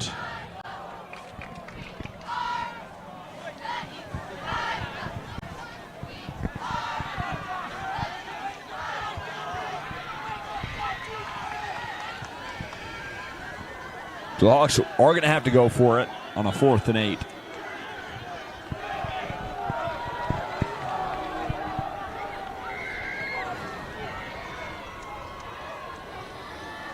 Tucker Brown takes the snap. Under pressure. Fires one towards the end zone. Touchdown! Breck Warren. And the Alta Hawks are right back in this one with 8:07 to go in the 4th quarter. Boy, big time touchdown there on 4th down. Huge. Yeah, they had to have it. They had to have it. They could not let that possession go to waste down there in the red zone, down 2 scores in the 4th quarter. Big, big, big answer from Alta. Back to Mountain Ridge. Lone Peak had this inches from the goal line. They lost 2 yards, and they're sitting here with a goal to go and a chance to put it away against the Sentinels. Probably got to see that one. Keppa under center. Will take the snap. He'll keep. Roll out to his right. Trying to get it out. Does. And into the end zone. Touchdown Lone Peak. Cade Henson with the catch. What a call. Sam Wrights on the catch. My bad. That was a hold your breath moment there for Lone Peak, wasn't it? Big, deep breaths and just hope for the best. Meanwhile, we have a game we haven't looked at. Grantsville had the lead. How about Juab? A big play here. At least I believe that's Juab. I'm actually guessing, and I think I guessed wrong. Juab apparently was on the doorstep, a chance to pull the one possession, and Grantsville with the return there. That's what I get for guessing. Yeah, you know what they say when you make assumptions, Dane. No, I didn't say I assumed. I made a guess, Jeff. Oh, okay. Well, you know they say when you guess. Tomato, tomato. Don't guess. AF final over Riverton, 27-20. So the Cavemen able to hold on and get that win. Riverton drops to a 0-4 record. And, man, 3 losses within one possession for the Silver Wolves. It's weird to say, but it's an impressive 0-4. And it's 0-4. They got to wear it at the end of the day. But they've looked good. They've looked better. They have. Alta did kick off to East. It's 41-34. That East offense will come back out. We talked about Otukulo. Confirmed he's a senior. Yep. Averaging 8.9 yards a carry. Yeah, he's been fantastic. And he's shifty. I mean, you see him with the ball, even in tight confines, going up the middle. He's tricky. Brandon Madich has got himself another running back up there at East. There's a shock, huh? Yeah, that's kind of what he does, isn't it? It is what he does. And now he's got a quarterback, right? And I know last year they were excited having Crosby there. They thought it would add another dimension to the offense. And I think this year you see some of the benefit of having a multi-year starter there who can sling it. Yeah. Has shown he can sling it. How good would West Jordan be if their kids stayed there? Yeah. There's a lot of talent that started at West Jordan and is now doing a lot of good things for a bunch of different schools throughout the state. So it'll be interesting to see how Alta tries to play this out defensively. Should we go through some scores while Alta's trying to get a stop here? Yeah, and before we do, Dan, I think I have a new name for Bot Mulitalo. Okay. So it's Chicago today, well, just north of Chicago. For about 3 hours, there was a grown bull, 1,400-pound bull on the loose. They had to warn the townsfolk in this town, 60 miles north of Chicago, hey, stay indoors. There's an angry bull, and we can't get him. And so for the better part of 3 hours, this bull just went wild through the town. They ended up catching him. Great, put him back where he belongs. Bob Mulitalo kind of looks like a bull a little bit. Just like a 1,200-pound bull running through the streets of Chicago. That's kind of what I think. I think I might go with the Bull. Can you imagine if he played for like Viewmont and he had horns on his helmet? Oh man, it'd be with perfect. that nickname. It would be perfect. You know, in Spain they go and play when that happens. Yeah. Right. They're out with the bull. Right. And, hey. Chicago. Here we stay indoors. Yeah, you get a shelter in place. That's what happened. Look, bovines in Chicago typically don't end well. Yeah. Right. The Great Chicago Fire, and now you've got Yeah, the bull in the streets. It's not great, but Bolitalu, I like it. I don't love it. I don't love it, but I'm workshopping something. We talked about. I think Jackhammer, was it Jackhammer that Moose proposed? Juggernaut. That's what it was. Yeah. That's what it was. Hey, let's catch up on other action. Second down on your screen here for East. Big game we talked about tonight. Bountiful, Viewmont, both undefeated. As in other action, Lone Peak has just picked off Mountain Ridge. They got a big return. This one going to be taken to the house, so that will be Lone Peak final score. Lone Peak will assuredly win that Get one. the but win, yeah. Bountiful leading Viewmont 27-19. Bountiful looking to remain undefeated. Viewmont looking like they'll pick up their first loss of the year. Yeah, I mean, impressive showing from Viewmont, even in a loss. That's a really tough Bountiful team, experienced Bountiful team. But Bountiful, they have learned how to win. They have learned how to win those close games and to just grit out victories. That's something that Viewmont program still has to learn. Good learning experience for Drew Jones and his guys. Drew Jones was awarded Coach of the Year. Teacher of the year. Yeah. He looked sharp, by the way. Yeah, Coach, he always does. Good look. He's a dapper-looking gentleman. That he is. We talked a little bit, just thinking scores, we talked a little bit about Syracuse and Copper Hills, and Copper Hills was up. Syracuse, second half comeback after trailing at halftime. Last I have, a little over 2 minutes left, but the Titans are up 34-20, so good bounce back in the second half for Mitch Tulane's squad. Jeff, we talked about this game a little bit. Northridge Box Elder tonight. Big night for the Knights. 35-7, they defeat Box Elder. A touchdown reception for Jackson Frescus. We talked about Coach Frescus, that's his son. Multifaceted athlete, really good. Trey Nye had 3 passing touchdowns. Andrew Ortiz had a pair of rushing touchdowns as Northridge remains undefeated. And you know who they play next week? Who do they play? You don't want to guess? I'm 0 for... There's a Rolo right there, Jeff. Come on. I'm 0 for all of them. Viewmont. Oh. They'll take on Viewmont. Northridge 4-0. Viewmont will be 3-1. That game will be a very critical game for either of those two teams and their hopes for a region title in Region 5. Yeah, big game. And staying up north, Fremont picked up a win over Hunter, 61-13. Celestimoa with a pair of touchdown receptions and a pick six in that one. Celestimoa, one of the most highly recruited prospects in the state of Utah, doing good things at Fremont. That's a good one. We talked about this one in Region 6 tonight. Again, region play underway in multiple regions this week. West and Olympus, last check, West leading Olympus 34-31 in what has been a back and forth battle all night long. Yeah, that would be a big win for either squad. Those two teams, very, very good. Gene Palaga Stadium, it's always a fun place to play. Good for West. Yeah. Close game. Weber, they're still riding the arm of Carter Payne, the freshman quarterback, waiting for Crew Catch Carne to come back. I got 10 and a half minutes, so still a little bit of time left, but Weber's all over Wasatch, 35-10. How about, it's been a rough season for the Dixie Flyers. Offense has not had the proficiency it's had in years past. The defense has struggled. Last check, they're playing Hurricane. That game was tied at 35. Dixie could get their first win of the year.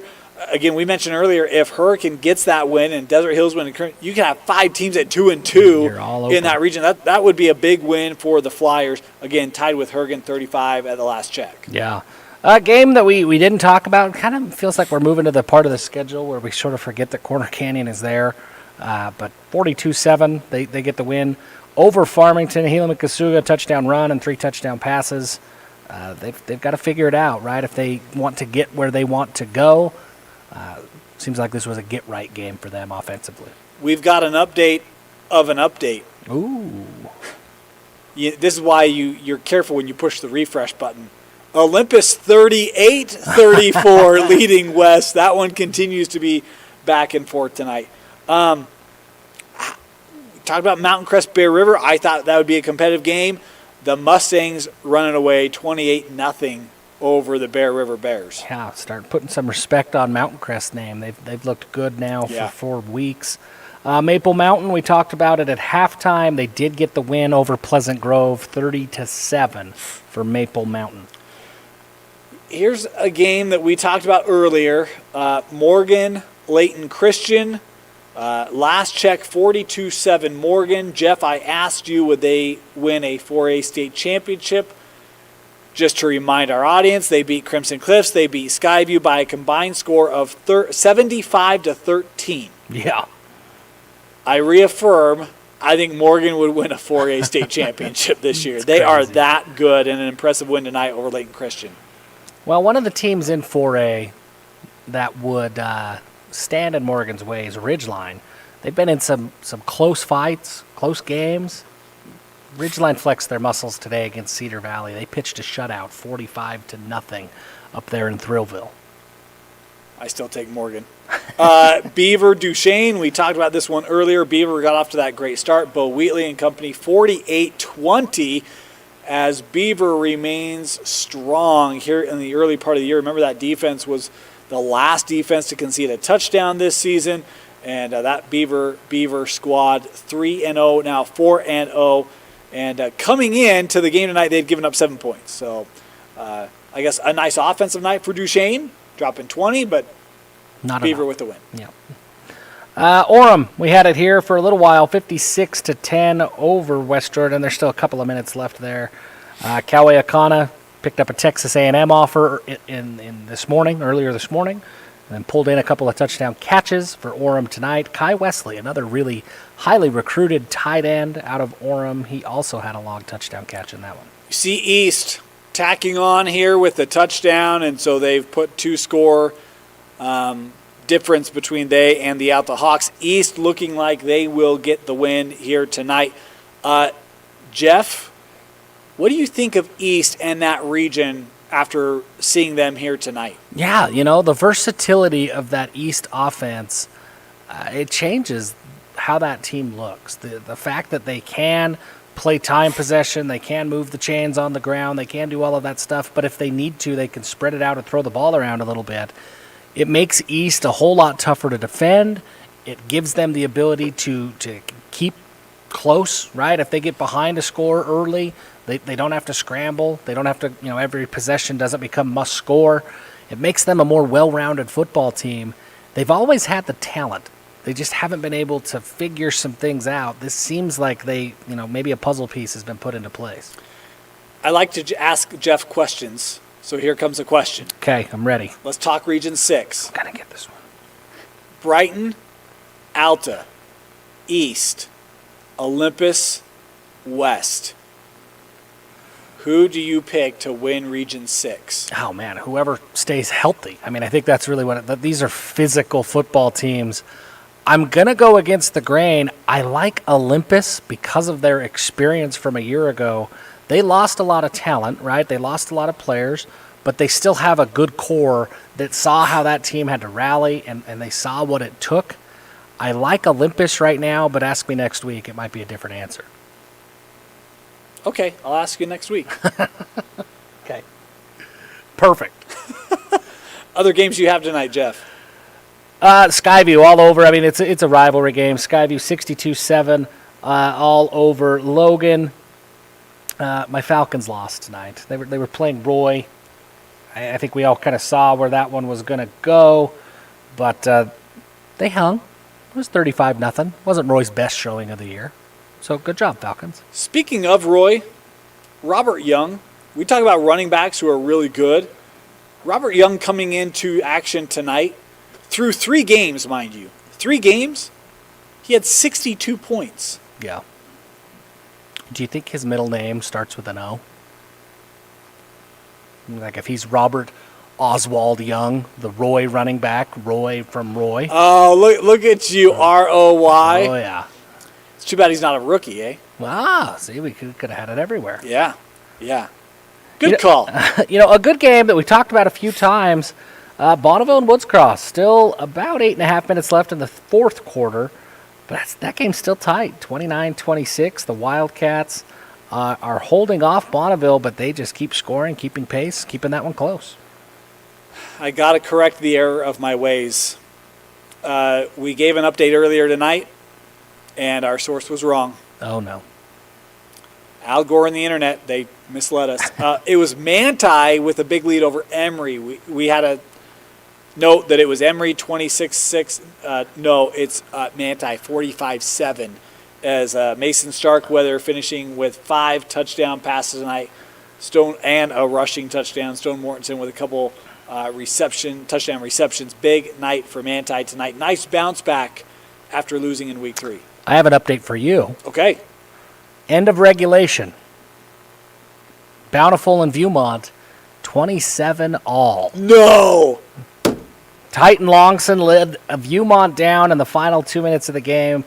Kingston Mickens had a touchdown catch. This one was Cash Tua. He pulls in the game-tying touchdown catch, reception, and they are headed to overtime in Bountiful. It's a good game. All that stuff we said about knowing how to win, okay, well, maybe we were wrong. Viewmont figuring it out in real time, how to maybe grit out those wins. You look upset. Normally we don't do this.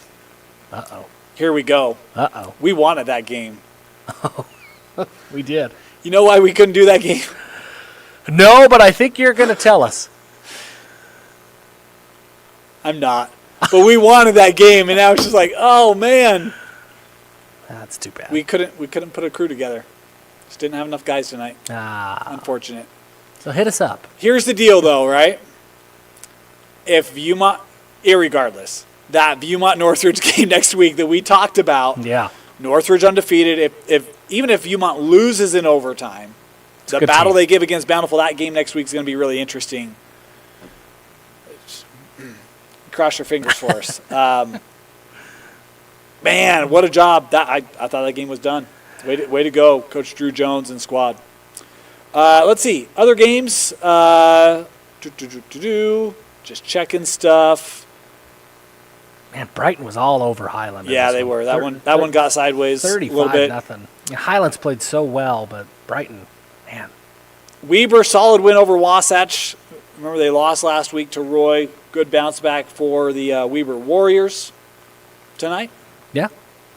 A couple games we dabbled with earlier in the show. Crimson Cliffs did get the win, 36-14 over Cedar City, and Desert Hills 35-14 over Pineview. A couple of games we watched for a little bit until those winning teams pulled away in the second half. Game we did not talk about tonight, Layton Taylorsville.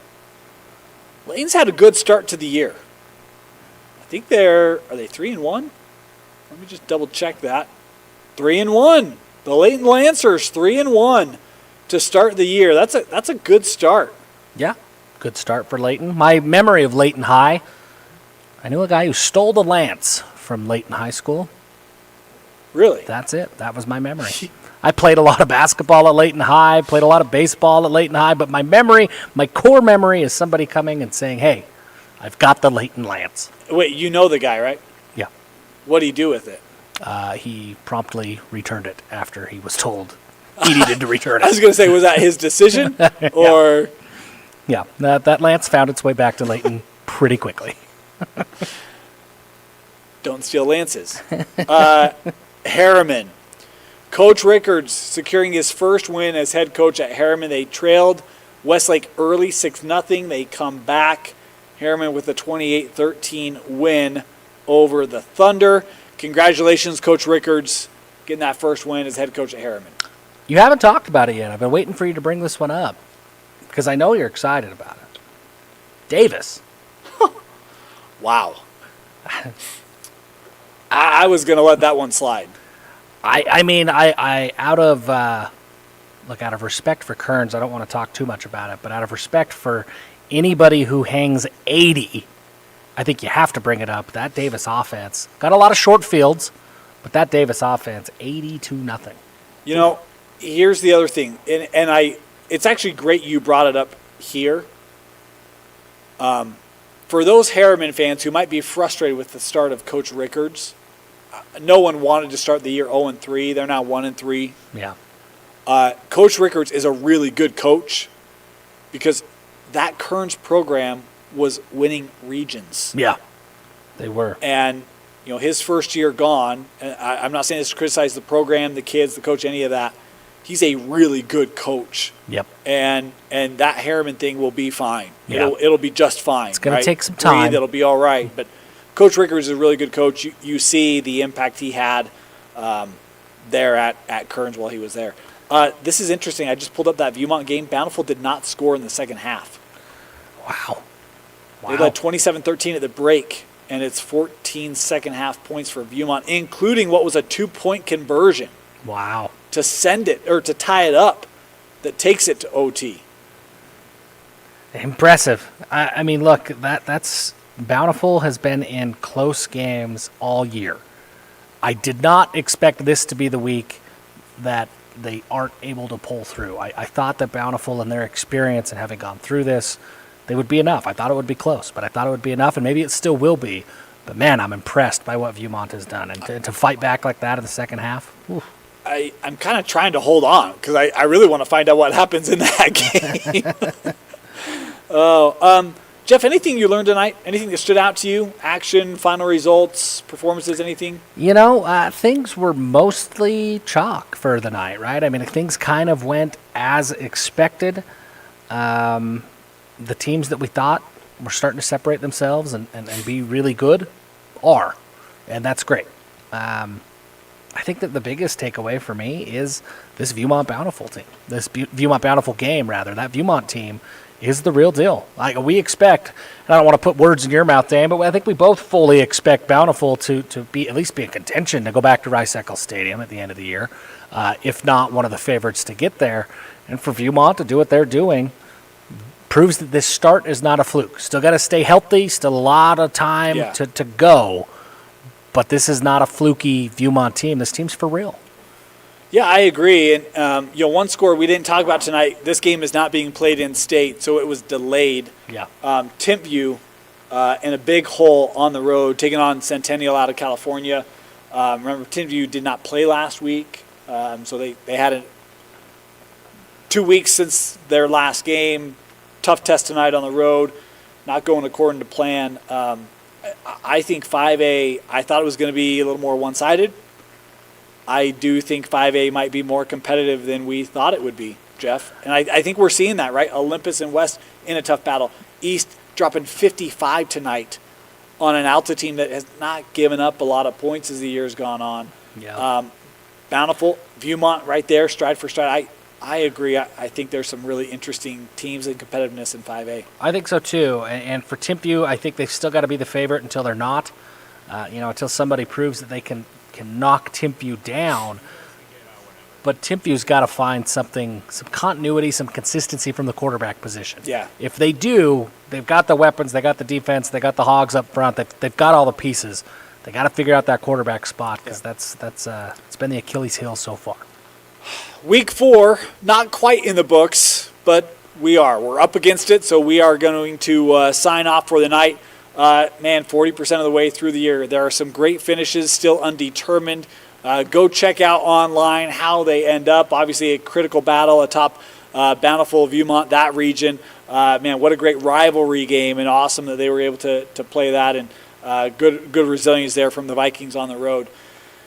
Jeff? Another week in the books, man. Good to see you, buddy. Well done. We're done. Week 4 complete. Want to thank you for joining us here on the Red Zone. For Vince Francis, Jeff Hansen, my name is Dane Stewart. And a reminder, you can catch us all week long. We'll have our top 5 videos. We'll also have content video. And come back next Friday night for the Red Zone right here on KSL Sports. And on the radio, you've been checking out KSL Sports